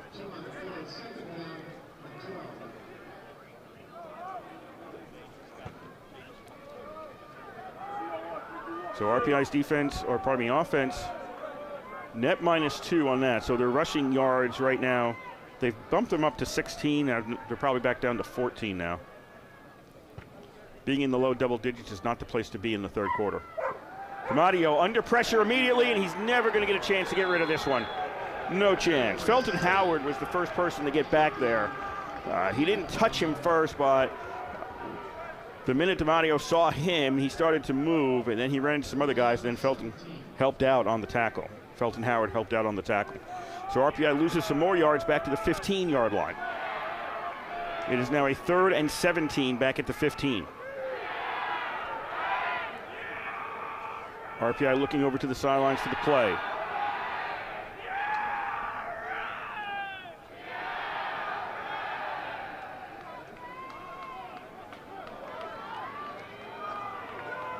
Three wide receiver formation. White gets the handoff. He's caught behind the line of scrimmage, and he's taken down. Jason Thomas.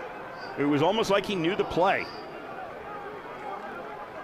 White got the handoff, and Thomas met him and puts him down at the 11. So 3 plays, all for loss of yards for RPI. And RPI's back at the 11 now. Started this drive at the 22. And the punt team is out there. Burke will be punting from his own end zone. Brockport expecting good field position here. Kick is up. Fair catch signals, and it hits off an engineer, and it'll be grabbed by Mulvaney, and it'll be down. So the illegal touch downs the ball. 8:49 to go here in the third quarter. Still tied at 10. Brockport near midfield for this play.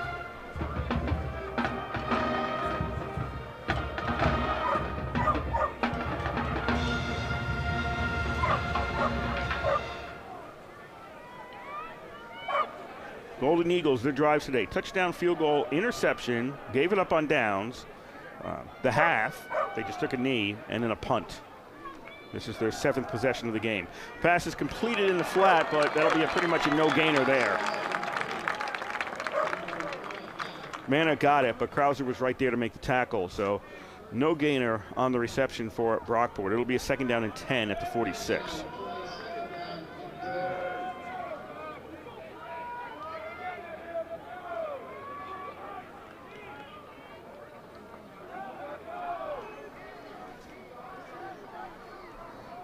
Two receivers each side. Coachella out of the shotgun, man in the backfield. That's Simmons. He goes out looking for a pass. Instead, it goes to the opposite side, and it'll be out to the RPI 49-yard line on the reception to Lockhart, with a pass to Lockhart. Lockhart immediately out of bounds. Third down for Brockport. 9 of 12 on third downs today.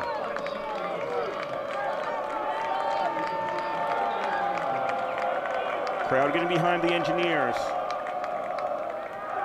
Coachella, pass, that's incomplete. Slam pattern for Williams, it was too low. And it's incomplete, and it'll be fourth down for Brockport, and they will be punting. So the second half started out with a lot of excitement.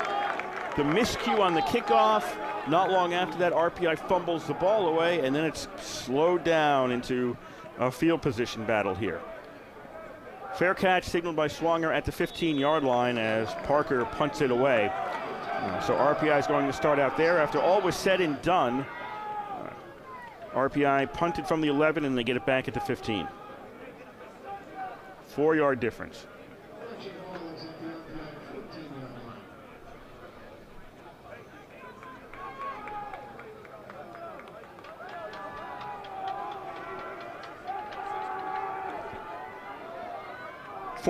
Call it to 14. Brockport and RPI tied at 10 with 7:38 to go in the third quarter. Damadio fakes the handoff. Looking downfield. Does he have a man down deep and almost intercepted? It was in the hands of Sluka. Kyle Sluka had it in his hands, but he couldn't hold on to it. So RPI lucky there. Very lucky they didn't turn the ball over.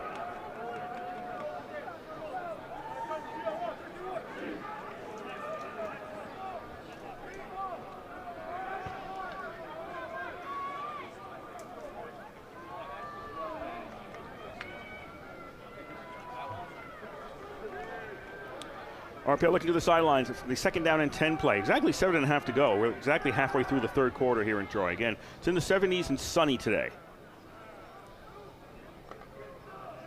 RPI with a 4 wide out formation and short pass complete to White to the 15. White's going to get caught from behind near the 20, but RPI picks up 6 on second down.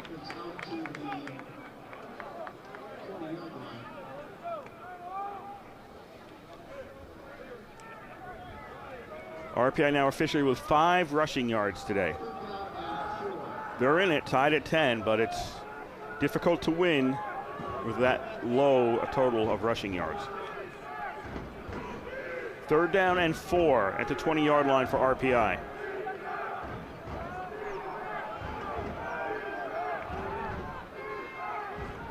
Three receivers left, 1 right. White in the backfield. Damadio throws, that's incomplete. Looking for Swanger, cutting across. Well covered, it goes incomplete, and RPI sends out the punt team. A lot of punting. The second half is all punting, except for the fumble. RPI fumbled it once. Other than that, punts.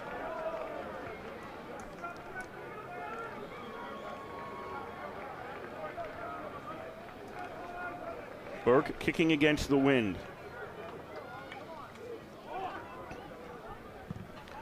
Manna waiting for the kick. It's going to bounce at the 47. Take an RPI bounce. It was hit by an Engineer. Manna picks it up.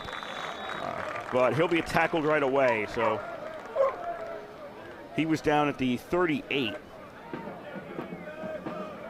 I thought it hit an Engineer. Maybe not. Maybe he took a risk on that one. It was not a risk I think the coaches would be happy with. But ball's at the 38-yard line. 6.5 to go here in the third quarter. All tied at 10, RPI versus Brockport.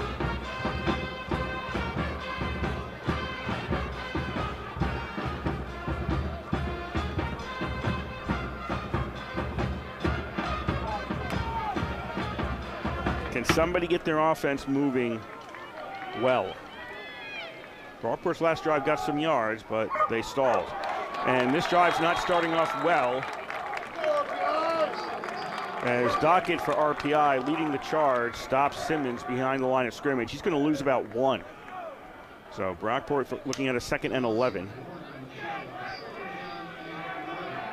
Again, Brockport was up to 75 yards rushing today.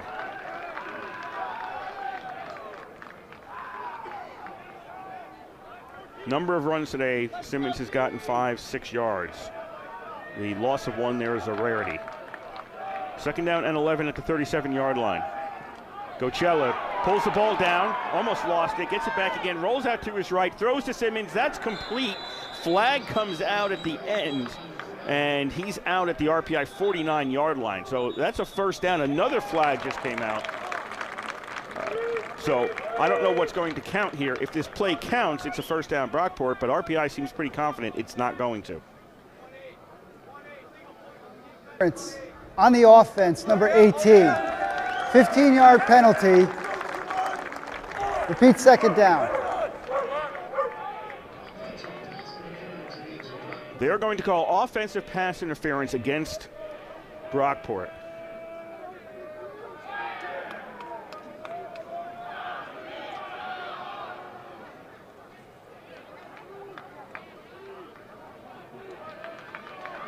So this is going to knock Brockport back to the 22.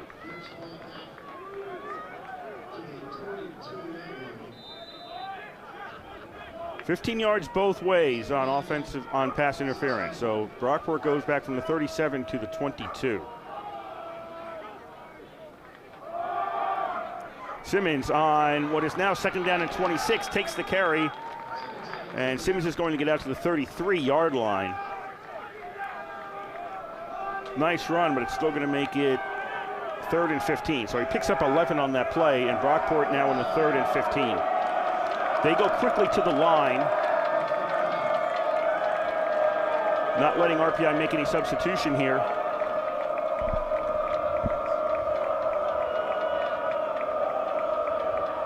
Two players receivers each side. Coachella throws downfield and overthrows his man. That was Weller. In fact, the defenders, there were 2 defenders on him. The defenders were in a better position to try to catch that ball than Weller was. That's how overthrown it was. So Brockport doesn't convert on 3rd down, and the punt team comes out. We'll see how much that 15 yards matters now. RPI looking to get a little bit better field position than if it hadn't counted. Of course, if it didn't count, it would have been a 1st down, so let's just ignore that. Parker out to punt. Kicks it away, just gets it away. Nice kick. Really nice kick. Swanger has to go all the way back to his 10-yard line, to the 15, to the 20, and then had no choice but to run into a whole bunch of Brockport players, and he's going to get stopped at the 23. 4:52 to go here, 3rd quarter. We are still tied at 10.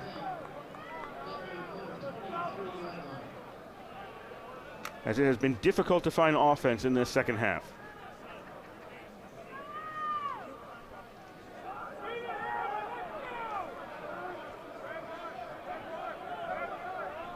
RPI scoring on their last 2 possessions of the 1st half. The touchdown and then the field goal. Those were their last 2 possessions, but since then, fumble, punt. 1st and 10 at the 23-yard line.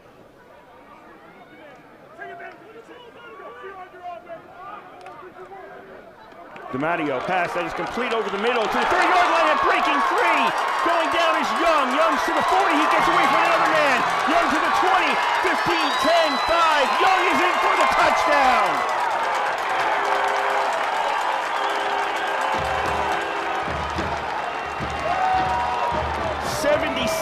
yards.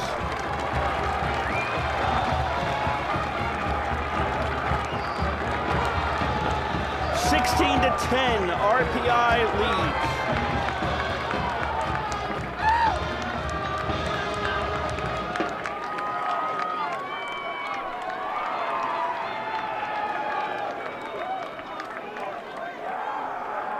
Young had to escape a couple of guys. He didn't get that pass much beyond the line of scrimmage. That's Young's work there.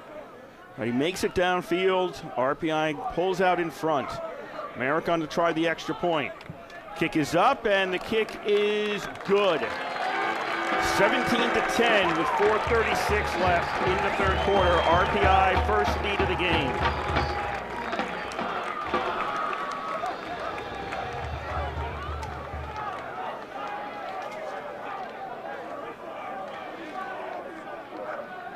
RPI had 111 yards total offense going to that play, and that added 77 onto the total.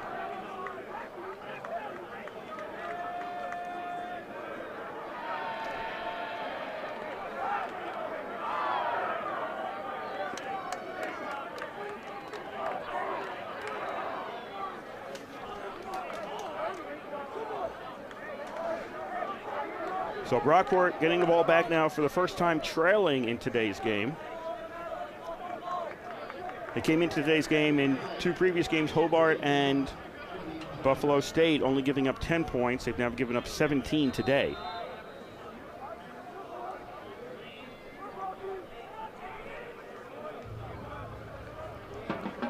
Gray about to kick it away. Last time Brockport received a kick, they did not cover it correctly. This time they'll get it at the 9-yard line. Manna to the 15, to the 20, Manna to the 25, and he'll be stopped at the 26.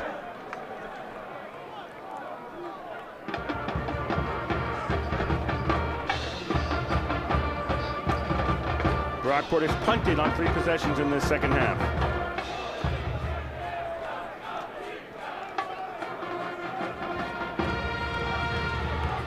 Their last score was the field goal with 9:11 to go in the second quarter.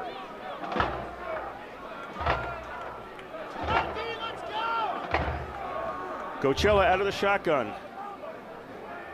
Two of the receivers are going to have a tight end and a slot receiver on the left, and 2 wide receivers on the left. Pitches to Simmons. Simmons goes and follows those two, the slot receiver and the tight end, but he doesn't get much. He only gets a yard going off that left side of the line out to the 27-yard line.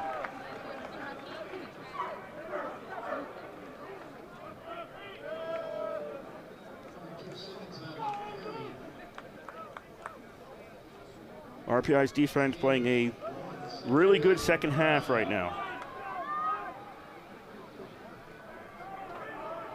In fact, things have been very good since that second scoring drive when Brockport got the field goal. Since then, they've kept Brockport off the board.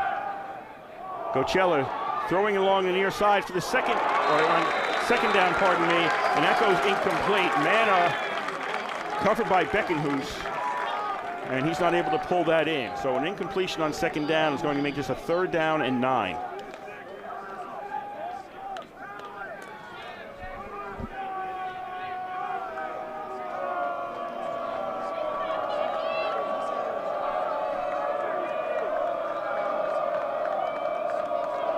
Two receivers each side. Simmons in the backfield.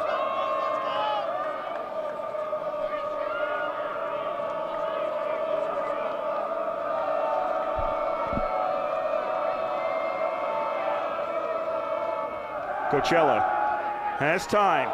Throws towards the sideline. That is complete to Manna, and that'll be a 1st down at about the 46. So that quiets the crowd here at the East Campus Stadium. 17-10, RPI is leading. 3.5 to go here in quarter number 3. Brockport has it at the 46-yard line.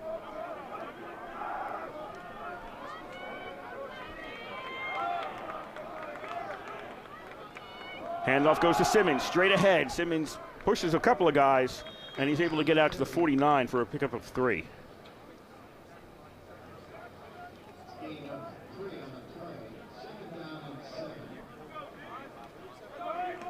So it'll be a 2nd down and 7 for Brockport.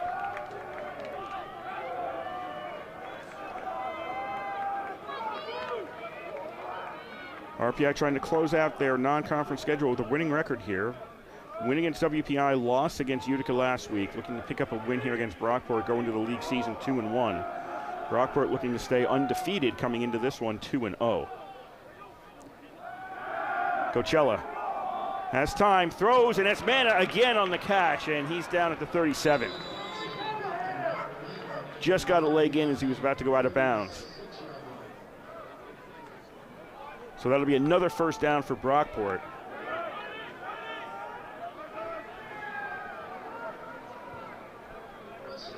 Passing yards were about equal prior to that play. 184 for Brockport, 183 for RPI. Again, 77 of those were on one play, the last touchdown for RPI. Doesn't mean it doesn't count. Four wide receiver formation. Simmons goes to the left, turns it upfield, and gets grabbed up near the neck area. Looks like a clean play, though. And he's stopped at the 33-yard line.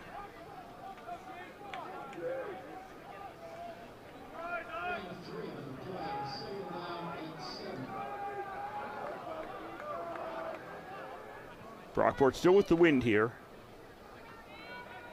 as they're going left to right across your radio dial, RPI right to left. So Brockport, if you are familiar with the layout, they're going towards the gymnasium at the East Campus Stadium.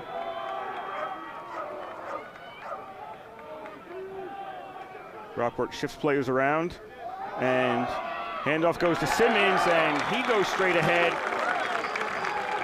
No gainer. Ran right into the RPI D. Specifically, Silin Terralong.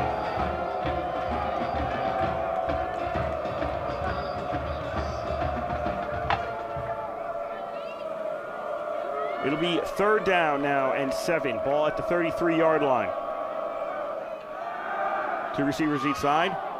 And that's going to be a completion to Mana at the 20-yard line. Gocella finds him over the middle of the field. He's pushed out of bounds around the 17, but it'll be another first down for Brockport.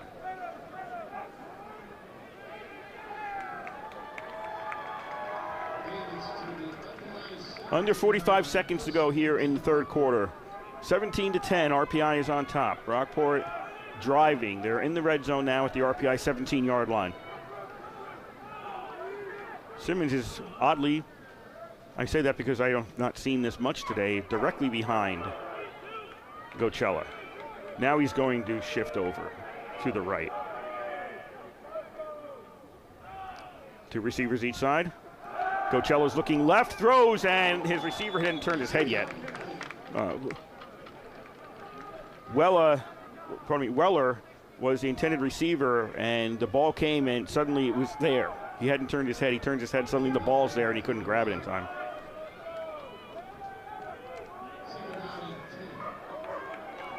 So it'll be a second down and 10 for Brockport at the 17-yard line. That stops the clock with 12 seconds to go in the third quarter.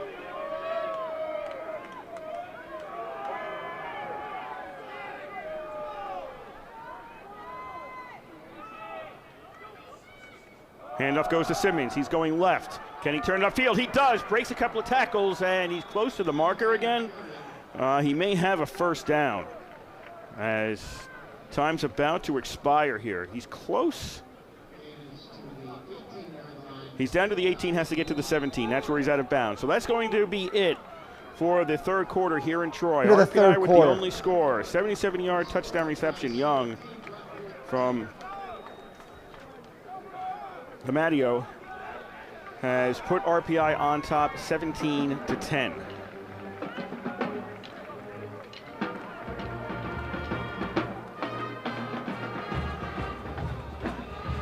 So Brockport is older, the school, than probably most people think. It was founded in 1835 as the Brockport Collegiate Institute.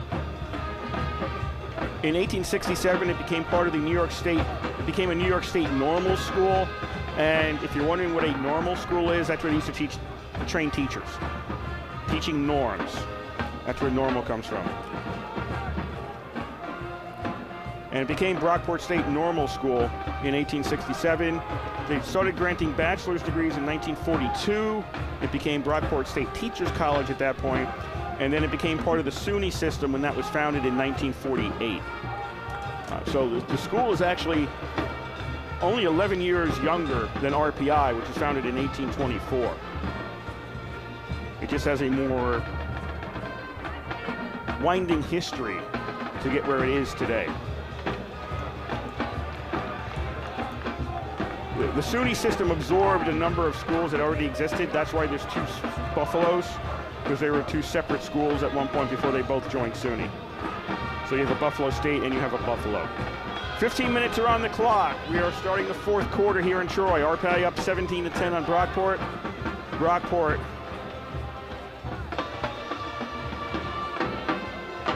where are the chains here?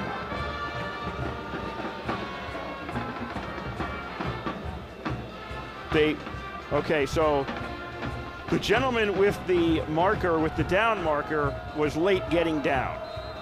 And now it says first down and goal. Pitch goes to Simmons. Simmons goes left, and he's going to get tackled at the 5. So now it says third down. I got confused as to where we left because I didn't think, I thought they got it down close to a first down, but not a first down. So the scoreboard was wrong. They now have a first down, and the yard markers are dropped. So they did have one on the down marker, and that had me very confused. So that was third and short. Brockport runs to the 5-yard line, and now it's a first and goal at the 5 or the 6. They call it the 6 on the scoreboard. So Brockport with a first and goal at about the 6-yard line. You need to fix the scoreboard. It's not fourth down. 17-10, RPI leads. Simmons takes the handoff, caught behind the line of scrimmage, and 4 engineers stop him there, and he'll be back close to the 10-yard line.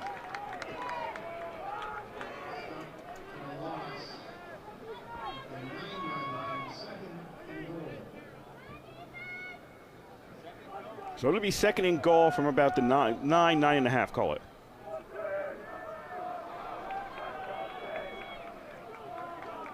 Two receivers each side.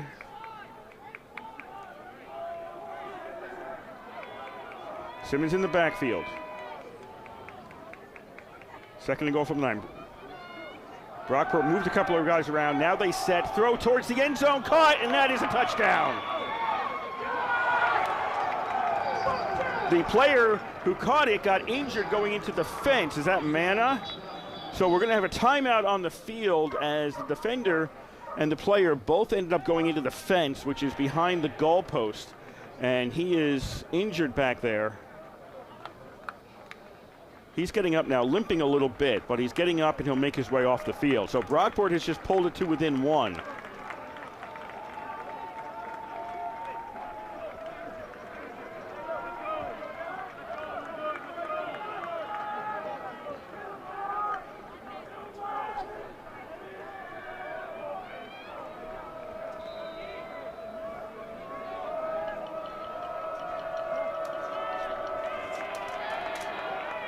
Monteperto is out to try the extra point.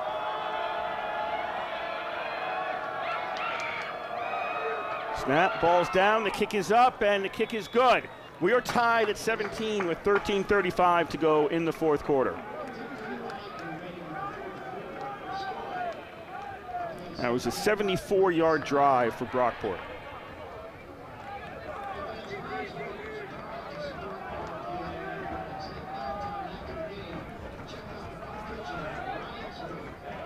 So that is Manna. Manna was the player who ran into the fence, caught the touchdown, then ended up in the fence, but managed to make it off the field under his own power.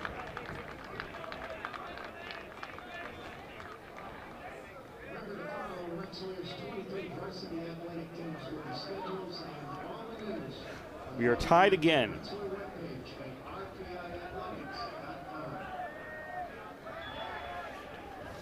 It was 21-13 the last time, the only time these two schools played, so it's a roughly the same type of game going on here, except a lot less rain.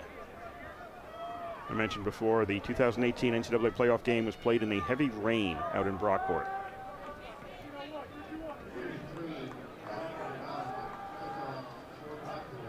So McGowan's out to kick the ball away to RPI.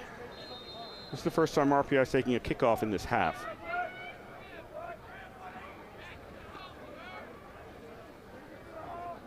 Fourth kickoff return overall. Start of the game, 2 scores, and now this. It's Brockport going right to left, RPI left to right across your radio dial in this fourth quarter.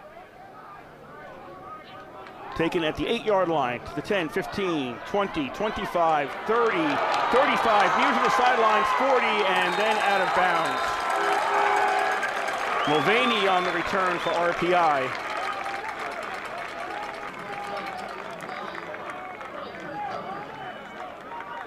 He had the interception earlier in today's game, and RPI will have it at the 48 on their own side of the field.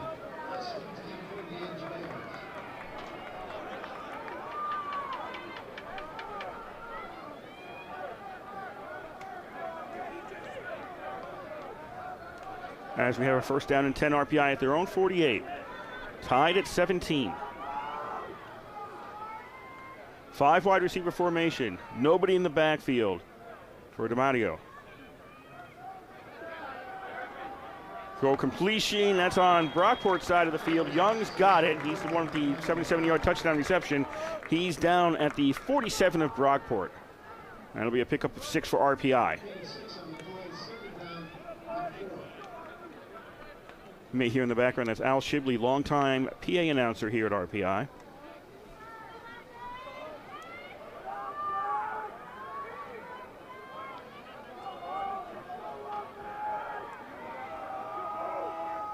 So 3 receivers to the right, 1 to the left. Now RPI's got a man in the backfield. Young's going to move over towards the line. DiMatteo throws downfield. He's got a man open and a little bit too far. Encarnacion was open. He had a step on the receiver, but the pass was overthrown a little bit. And that's the difference between touchdown and incomplete. And that one goes incomplete. So it'll be 3rd down and 4 for RPI.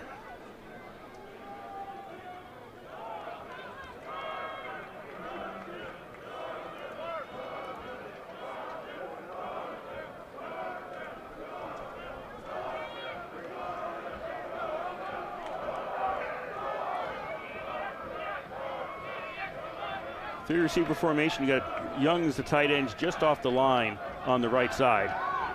DiMatteo throws. This is going to be short, and Garung, the running back, catches it. But whoa! Where's his forward progress here? They're going to give him 47. Oh, never mind. My mistake. I thought I made a mistake looking on the far side. That's going to be short, so it's going to be 4th down. Actually, it's incomplete. Yeah. It's going to be short, so it'll be 4th down and 4. He got it at the line of scrimmage. So RPI on 4th down is going to send out the punt team.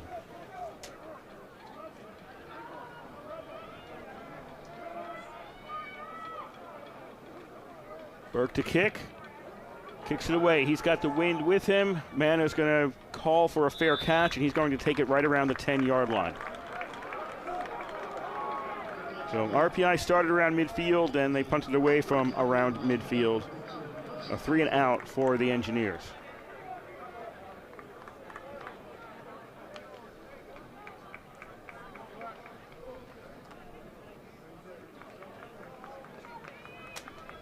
Brockport back to the 10-yard line. Not the first time they've started back there. They've also started at the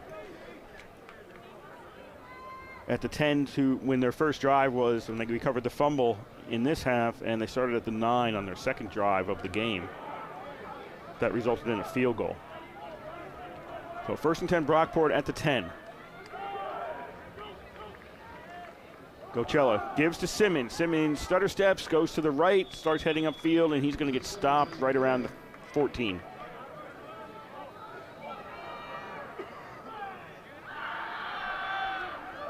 Brockport over 100 rushing yards now. That should add 4 to their total. They should be at 104.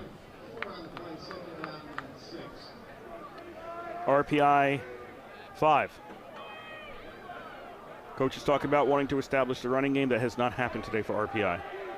However, it is tied at 17 here in Troy. Pass incomplete. That was right on target. Williams with the drop on the far side.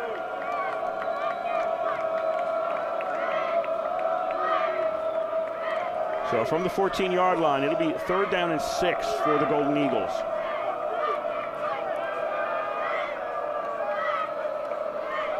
Crowd again, trying to get behind the Engineers here, looking for another stop. Gocella has time, throws, and broken up.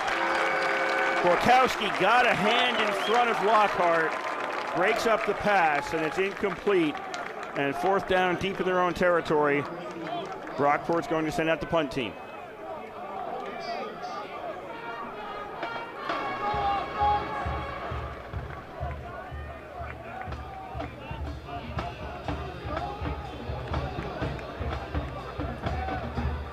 Marker is standing at the goal line. Swanger is at the 50. This is against a light breeze here. Kicker got hit. They might have gotten part of the ball. Fair catch at the 47-yard line. Swanger has it. So no flags on the play. RPI is going to take it at the Brockport 47.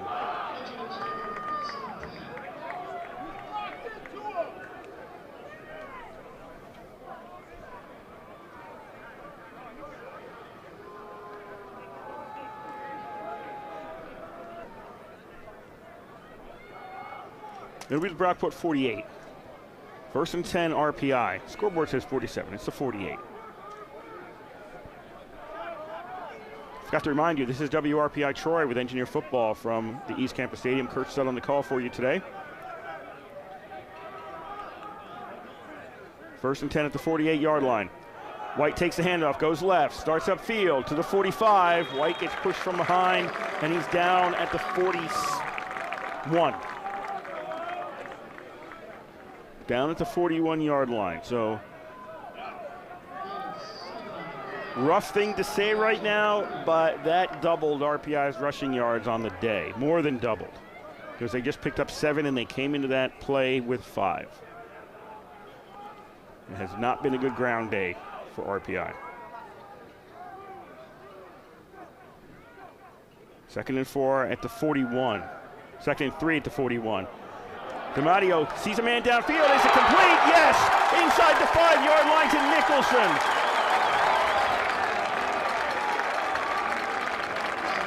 Tackled immediately, but he's down at the 2. RPI, big play. DiMatteo to Nicholson to the 2. RPI's knocking on the door to break this 17-all tie. Under 10 to go. White takes the handoff. White sees nothing to the left, goes right. He's in for the touchdown. RPI takes a 23-17 lead.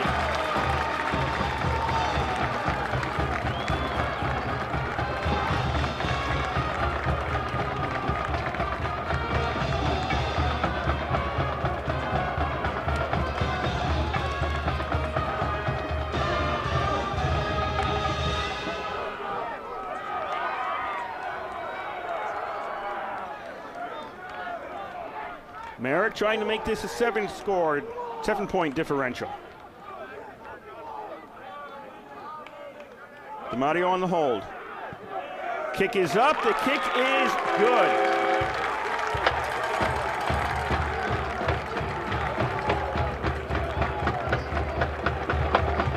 (24-17) RPI leads with 9:52 to go in the fourth quarter here in Troy.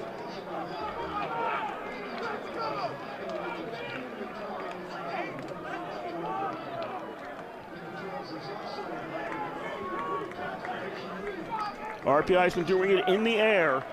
226 receiving yards for RPI, 224 for Brockport. The rushing game is where it hasn't been there for RPI. RPI's being outrushed 104 yards to 14. They had a short field for one of their touchdowns. That helps. They only had half the field this time for a touchdown. So one touchdown, a 14-yard drive. This was a 48-yard drive. And the remaining one was the 77-yard single play drive, basically. So a short touchdown, a medium, and a long for RPI. And then you got a field goal thrown in there as well. When RPI got it to 34 to the 25 on the other side of the field. 24-17, RPI got the lead back. 9:52 to go here in the fourth quarter. Kickoff goes to the 5-yard line. 10, 15, 20. Nice move to get to the sideline. Up to the 40-yard line, and that's going to be Mana's fate there. He got to the 41. He could have gone to the middle of the field, instead opted to go right along the sideline, and that got him about 20 more yards. That was a good choice, and he's out to the 41-yard line to give Brockport good field position. Their 11th possession of the game.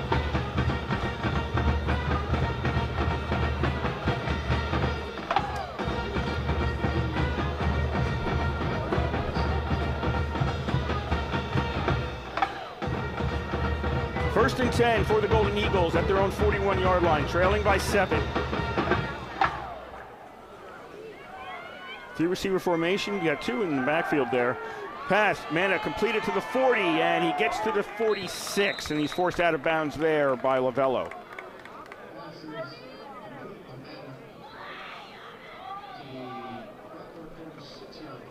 So a pickup of 5 for Brockport. Suddenly got very quiet here.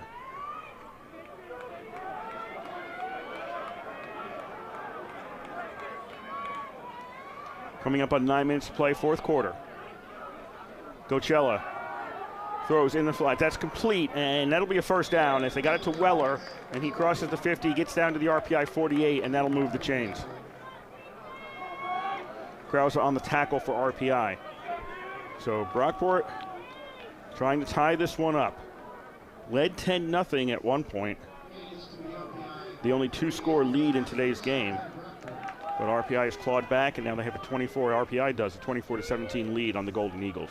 First and 10 for Brockport, 8:35 to go, fourth quarter. They're at the RPI 48-yard line. Gocella drops back. He's had a lot of time today to throw the ball, and that's incomplete. Flags? No flags. No flags. Intended on the far side. I think that was Williams was the intended receiver.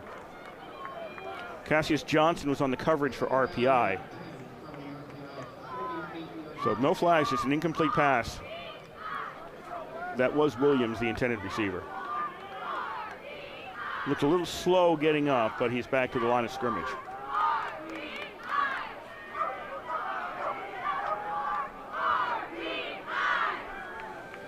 Second down and 10 at the RPI 48-yard line. Lockhart goes in motion to the far side. Gocella throws, that's complete to Mana, and he's along the sidelines and forced out at the 30, and that'll be another first down. TJ Smith pushing him out, but Brockport is moving down very well on this drive. They're down to the 30-yard line. There was a lull in this game for a lot of the third quarter, and it seems we've come out of that lull.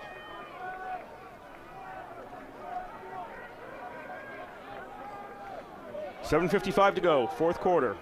First and 10, Brockport at the RPI 31. RPI leads 24-17. They give us to Simmons. He's going to go right, can't turn it upfield. He's going to lose a yard.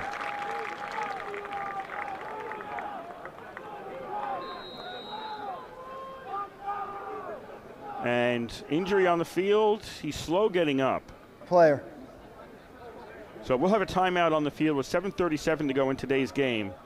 And again, RPI leading Brockport 24-17.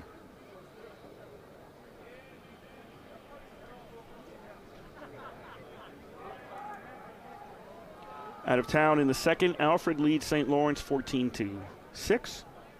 Also in the second, Utica 14, Hobart 13. Hobart starting out the season 0-2. Rochester in the second leads St. John Fisher 13-7. Union has a 14-0 lead on Morrisville, also lead in the second. No update yet from Ithaca Hilbert. That is a 2 o'clock start. And then the 6 o'clock start tonight is Buffalo State playing Alfred State.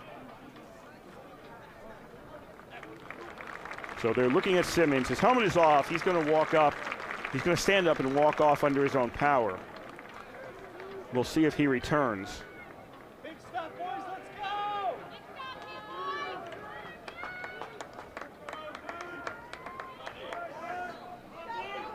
Looks like he's walking over with the training staff to get a closer look.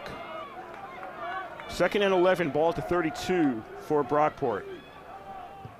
7:28 to go, they trail by 7. Gocella looking downfield, can't find anybody, rolls out to his left. Now he's going to pass, that is complete. And that's going to be down close to a first down, down to about the 22-yard line. I think that was Jenkins. Nope, that was not Jenkins, Weller. Oh, no, it is Jenkins. I just heard. I'll say. So Jenkins on the reception. He's in there now at running back. Quamir Jenkins, a graduate student, is the running back now. Simmons is out on the injury. Third down and 1 at the 22-yard line. They give us to Jenkins. Jenkins has got the first down, breaks through the line to the 15, and Jenkins is down to about the 14. make it to 13. So it'll be a first down for Brockport.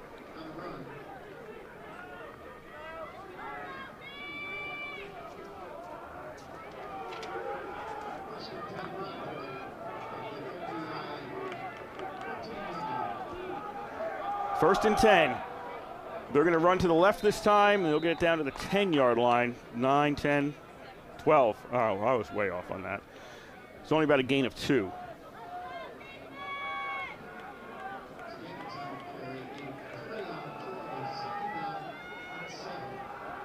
So Jenkins staying in at running back.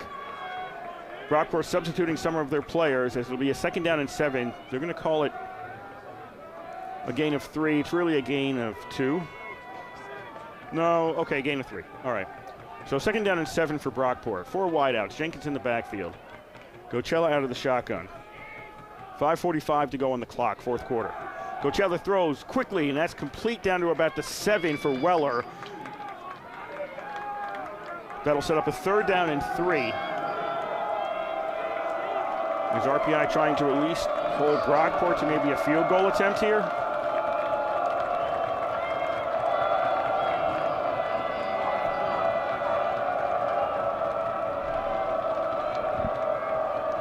Two receivers each side. Jenkins in the backfield. Gocella out of the shotgun. Third down and 3 at the 7-yard line. Gocella's looking left. Throw complete. Touchdown. Got Lockhart around the 3. He runs it in, and Brockport trails by 1.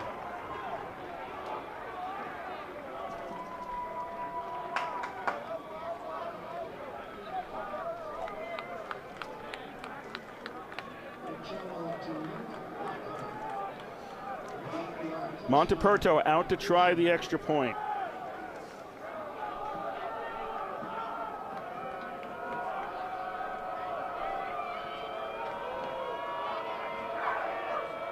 Snap, ball's down, the kick is up, it's good. 5:06 to go here in Troy, tied at 24. 59-yard drive by Brockport.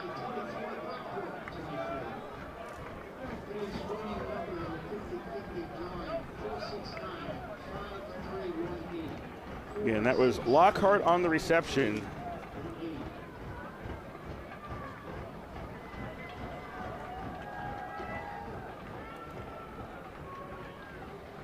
Seven yards from Gocella.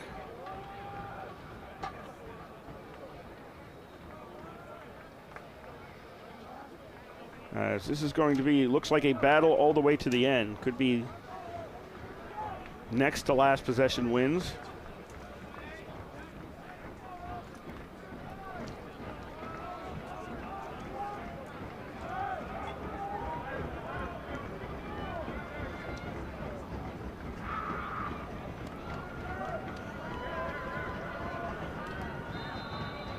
Brockport teeing the ball up at the 35-yard line. McGowan to kick it away.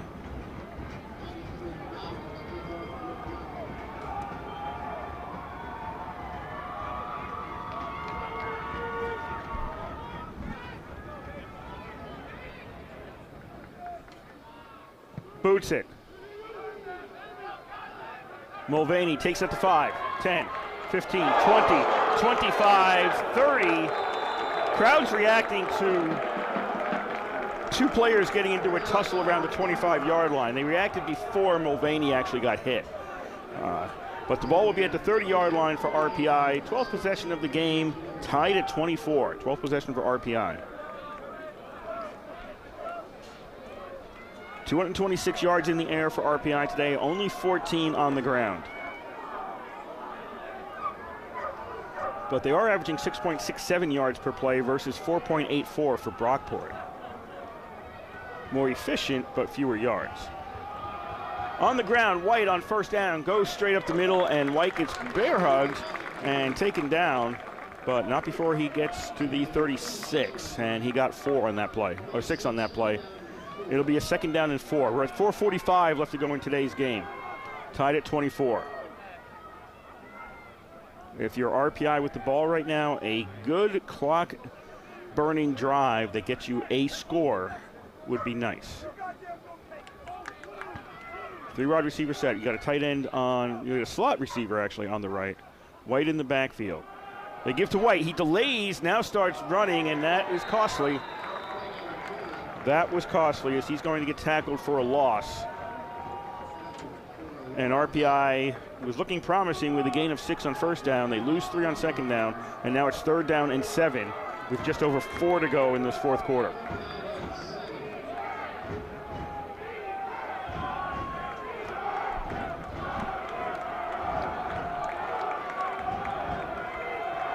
Three receiver formation. Tight end on the left. Three wide receiver formation.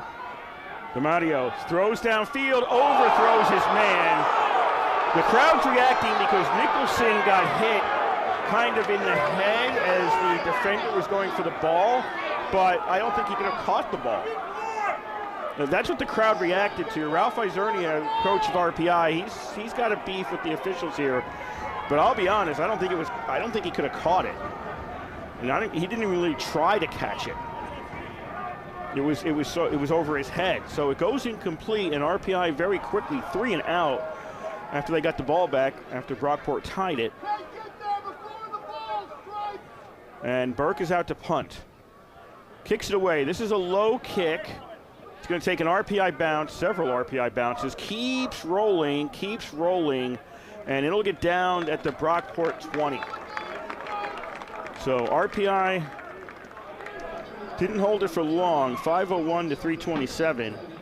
They punt, but now Brockport's got it, 3:27 left. They've got all their timeouts, and we are tied at 24 here in Troy. 80 yards for Brockport to get a TD right now.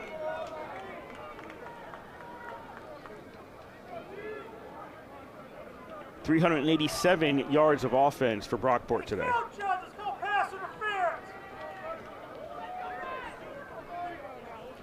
First and 10 for the Golden Eagles at their own 20. Gocella gives to Jenkins. Jenkins runs to the right side, and he's going to get stopped at the 20-yard line. So we don't see Simmons out there for Brockport. I don't see him on the sideline either. It's possible he walked off to the locker room when I was not paying attention. The locker room's on the near side. Brockport's bench is on the far side. Second down and 10 from the 20-yard line. Under 3 to go here in the 4th quarter. 2 wide receivers each side. Jenkins in the backfield. Jenkins stays in the block. Gocella tosses to a man who's wide open. That's complete. He falls down once he grabbed the ball at the 50-yard line. But it was wide open. That was Manna. And it looks like he's a little shaken up on that one again. He went into the fence earlier today, and right now we're going to have an official timeout as he's not the healthiest at the moment as he's on the ground and the training staff is looking at him. 2:29 to go here in Troy, tied at 24. When Brockport puts the ball back in play, they're going to have a 1st and 10 at the 50-yard line.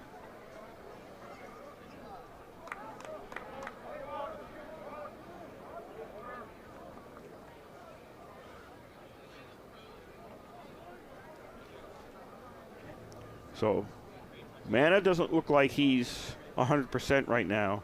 I think I might see Simmons on, yeah, that's Simmons on the far side. So he's sitting on a bench on the far side, but he is not in the game at this point. Still has his pads on. Manna's helped off the field. Brockport coming back to the line. 2:29 to go, 4th quarter. Tied at 24 in Troy.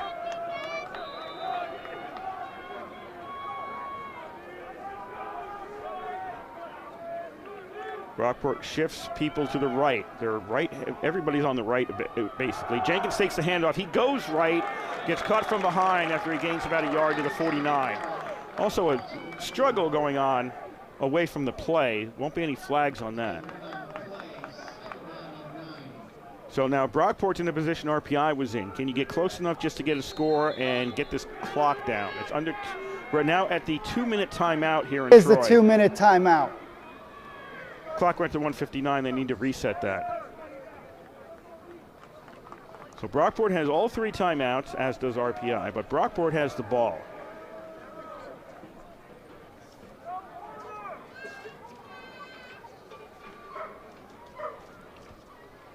Brockport has a 23-yard field goal today, and that is the longest of the season because that's their only field goal so far.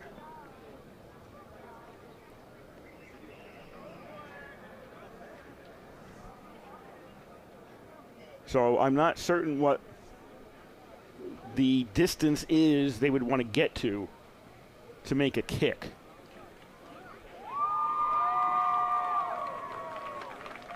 When you watch on the NFL, they'll give you that line, the go-to line where they think the kicker can make it. I'm not certain where that is for Brockport.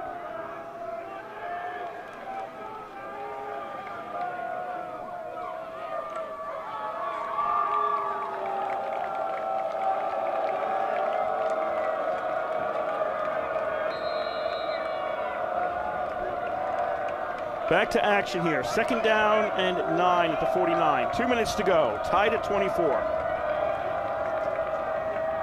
Coachella looks over the middle. He's got a man. That's complete, and that'll be a 1st down. Mana's back in the game for Brockport. Simmons is also back in the game, so that wasn't Simmons I saw on the other side. Simmons is now out there again for Brockport. So Mana and Simmons, the two players most recently shaken up, we'll say, for Brockport, are back in the game. 1st and 10, Brockport at the RPI 38. 1:40 to go in today's game, tied at 24. To give us to Simmons, he's going to go left, and Simmons gets inside the 35, still on his feet, and Simmons is down to the 32. Brockport's allowing the clock to run. 1:30 to go.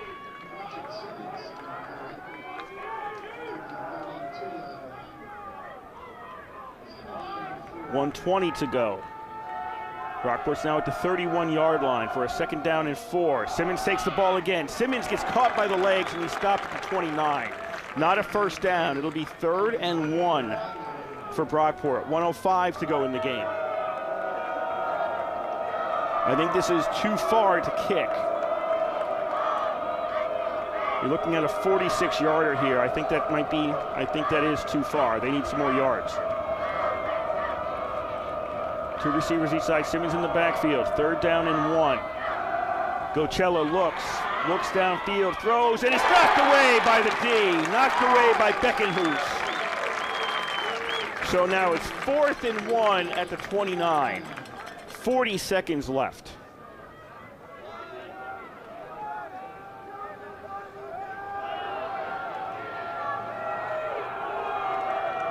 Brockport making some substitutions. The offense is staying out there on 4th and 1. Simmons in at running back. They'll have 2 receivers wide. They've got a tight end and a slot man on the left. Now they're going to shift to the right. Gocella takes the snap. Flag comes out. RPI might have been offsides. Gocella gets sacked back at the 39, but I don't know. Who's the flag on? Because I thought RPI might have jumped.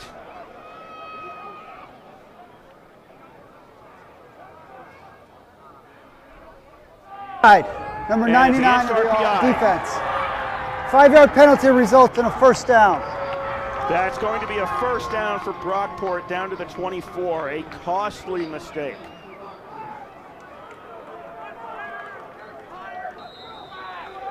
RPI was in the neutral zone early. Costly mistake. And timeout called by Brockport. Brockport's going to call a timeout. Their first timeout of the 2nd half.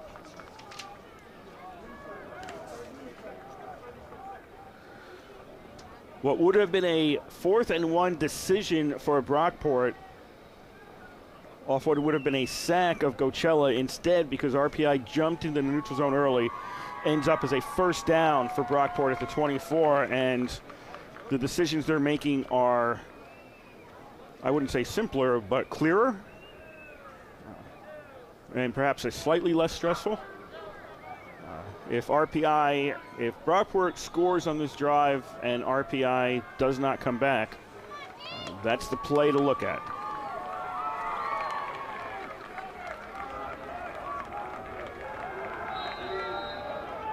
.30 seconds left, tied at 24. 1st and 10, Brockport at the RPI 24-yard line. There'll be 2 wide receivers to the left, 1 to the right, tight end on the right. Is that Smith in the backfield? I think that's Smith in the backfield now. That's not Simmons. Handoff, and that's Smith getting stopped at the 23, and another timeout called with 24 seconds left. Out, Brockport. That's their second of the half. So Brockport's second timeout.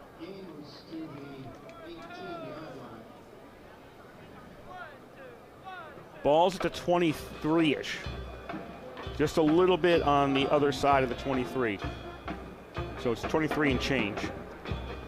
At this point, it would be a 40-yard field goal attempt if they don't gain any additional yards. They got 24 seconds left and 1 timeout.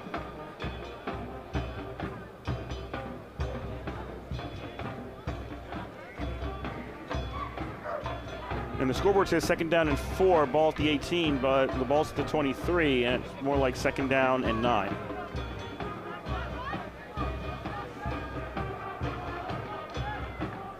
Brockport coming back to the line. RPI getting out there on defense. Simmons and Smith are in the backfield. Coachella's between the 2 of them. Second and 9 at the 23. Now Simmons goes out to the right. Coachella looking over the middle, incomplete. Looking for Williams near the end zone, incomplete. It'll be 3rd and 9 at the 23. 19 seconds left. That does stop the clock. So Brockport still has 1 timeout left. They can run this play, do whatever they want, and still stop the clock and kick a field goal, assuming they don't get a first down. If they get a first down, they've got a little bit of time to play with there. Brockport making a final substitution. Weller getting on the field. Smith has gone off. 4 wide receiver formation. Simmons is the running back. 3rd and 9 from the 23. Coachella takes the snap. Looking downfield, throws, and intercepted! No, loose, incomplete. Flag on the play back near where Coachella was, intended for Weller, or intended for in the corner for Weller. Lavello had it for RPI, but couldn't hold on to it for the INT, which would have been about the 1 yard line. And I think they're going to wave off the flag, or they're going to ask RPI. They're asking RPI, do you want to decline the penalty? That's what they're asking. So the penalty's on Brockport for 74 holding. the offense. 10-yard penalty. Repeat 3rd down. RPI is going to do what? Are they backing them up, or are they declining this? There's only 11 seconds left. They're going to back them up. So Brockport gets 3rd down again. The thinking here is move them farther away from field goal, or a field goal opportunity. This would be a 50-yard attempt.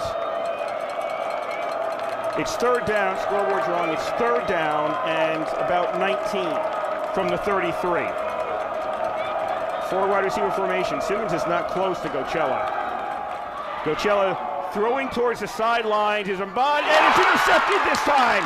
RPI's got the interception to the 20, 25. Still on his feet to the 30-yard line. I think that's Lavello. Lavello's going to get caught as time expires. He'll get caught at the 36-yard line, and this one is going to overtime. That's the end of regulation time. I was watching the Toronto-Montreal game last night, CFL, and they talked about a coach had to make a decision, and the announcers were saying, well, if it works, you're a genius, and if it doesn't, you're not. And I guess taking the penalty there, pushing Brockport back, forcing them into a throw that Coachella probably didn't want to take, and had they been closer, may not have taken, gives RPI the INT and pushes this one into overtime. $24-all here in Troy.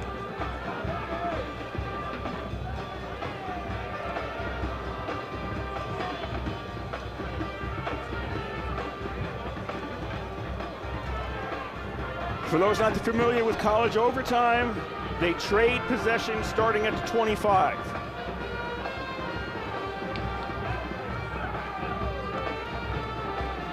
The first possession, you can kick a single conversion if you get a touchdown. Second possession, you must go for 2 after a touchdown.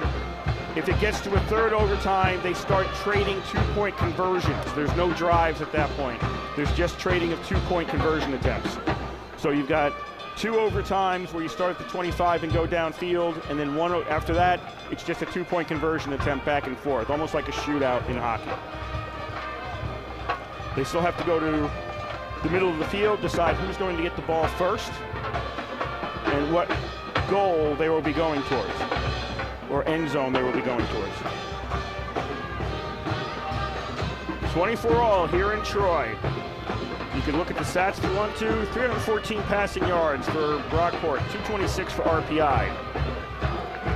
439 yards on 90 plays for Brockport, 243 yards on 39 plays for RPI. So Brockport more yards, more plays, but not more points.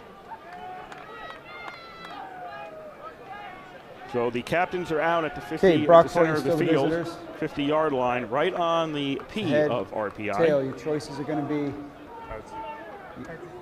heads. It is. It's a tail. Okay, so Brockport won the toss. Offense, defense, or end of the field? We want defense. I think. Which end of the field do you want to play at? Play at this end. Okay. So you guys put your backs to this goal, put your backs to that. Do you want to defend that? Okay, vice versa.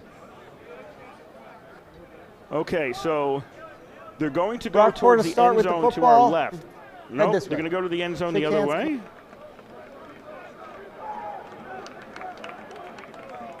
We don't run into overtime very often, so nope, everybody's going to play in the end zone to our right. That is the one near the gymnasium here at the East Campus Stadium. So everybody's headed over in that direction. And I believe Brockport is going first.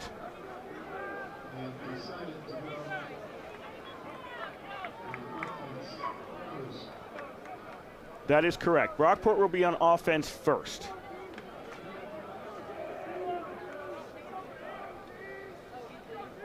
So starting at the 25-yard line, Brockport on offense, then RPI. You actually want to go second because then you know what you have to do. So we're in overtime here in Troy, tied at 24. Brockport first and 10 at their own 25-yard, at RPI's 25-yard line. Pass is complete along the far sidelines to Lockhart, and he's going to be out of bounds at the 17-yard line.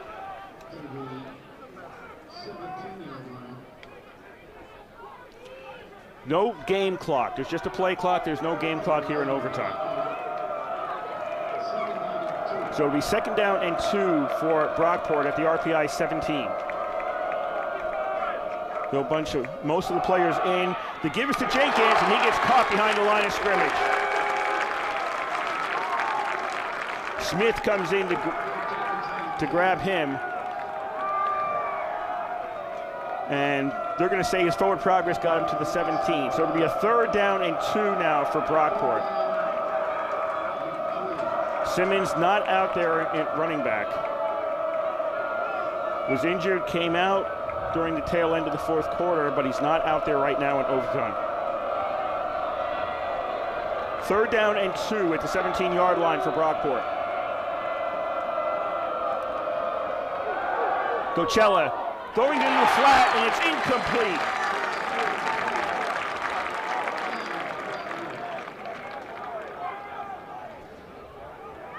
That's going to move this. That was Jenkins, the intended receiver. That'll be 4th and 2 now for Brockport.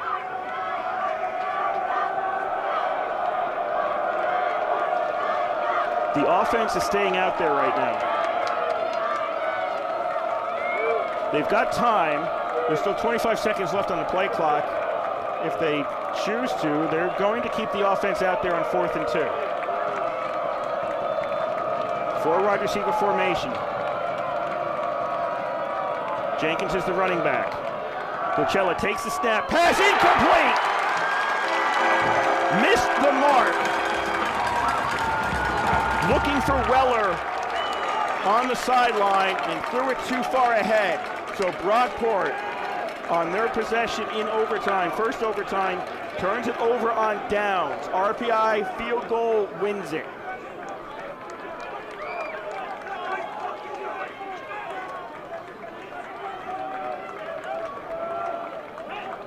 So right now for RPI, ball possession is critical. Just don't give up the ball. It's a 25, so if you kick from here, it's 42 yards. That's Merrick's doable from 42 yards. You want to get some more yards, but you could kick it from here. But you're going to run some yards, but more important than anything else, maintain possession of the ball. Mario throws, that is complete down inside the 20 to Young. Young is down to the 15. I think we're going to have him right on the 15, which will be another RPI first down. So RPI's got a first down at the 15-yard line here in overtime. Injured player for Brockport. That's Najir Wilson is injured, so the training staff will come out to look at him. Again, no game clock right now. We're in overtime. Tied at 24 in Troy. RPI is going to have it first and 10 at the Brockport 15. I would not be surprised to see two running plays and then send Merrick out to try to kick it.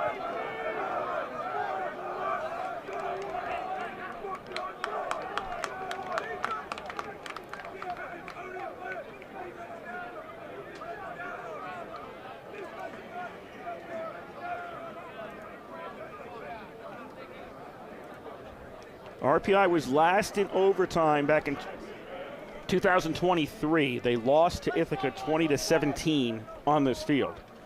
The last win for RPI in overtime was 2021. That was up in Canton against St. Lawrence. They picked up a 22-20 victory there.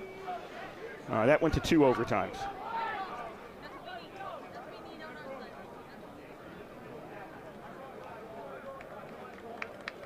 RPI's been to 3 overtime twice, beating Utica in 2018 and losing to Hobart in 2005. The Ithaca game in 2023, that was a single overtime. So the training staff is going off the field with Wilson. Tied at 24, RPI first and 10 at the Brockport 15 in overtime. Again, Brockport stopped on downs on their first overtime possession.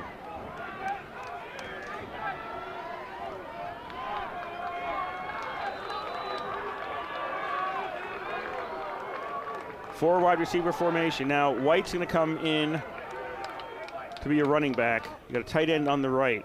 White's going to take the handoff to the 15. White's down to the 10, to the 5. White's in for the touchdown. White with a 15-yard run, and RPI wins it 30-24 here in Troy.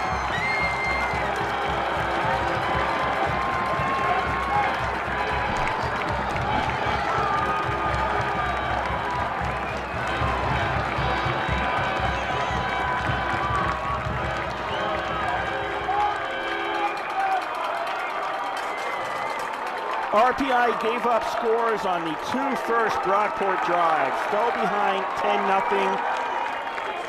If you saw the Utica game last week and then you were watching this game, you go into the second quarter, RPI is still trailing at that point. And it looked a lot like the Utica game last week, where RPI ended up going into the locker room down by 4 scores and never got back in it. Ended up losing by 3 scores. It looked a lot like that, and then the game changed. The game just went a different way, and RPI was able to tie it up in the first half. Then they traded leads in the second half.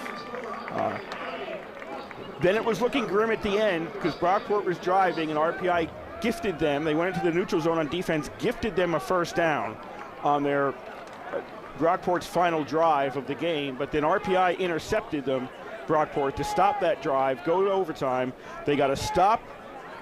As Brockport went for it on 4th and 2, you're going to be questioning that decision. If you're on the Brockport sideline, you're going to be questioning whether or not you should have kicked. And maybe they weren't confident with the distance there. That would have been maybe a bit too long for what they felt comfortable kicking. I don't know. but they went for it, didn't get it, and that put RPI in a position where they just needed a field goal. Kept it on the ground, and I'm not surprised. When they got 1st and 10 at the 15, there's no surprise that they were going on the ground there. They had to keep possession of the ball no matter what at that point. Sure, they passed earlier, but at that situation, keep it on the ground, make sure you got the ball so you could kick a field goal, because that wins you the game.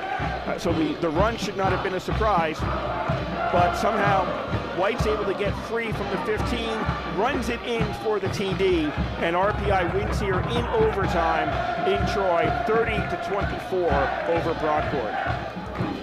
Statistically, it was a better Brockport game. All right, their offense 447 to RPI's 268 on the day. Yes, RPI had a very short field from one of their touchdowns, but still, the numbers favored Brockport statistically. Brockport had a running game going, RPI's running game right at the end.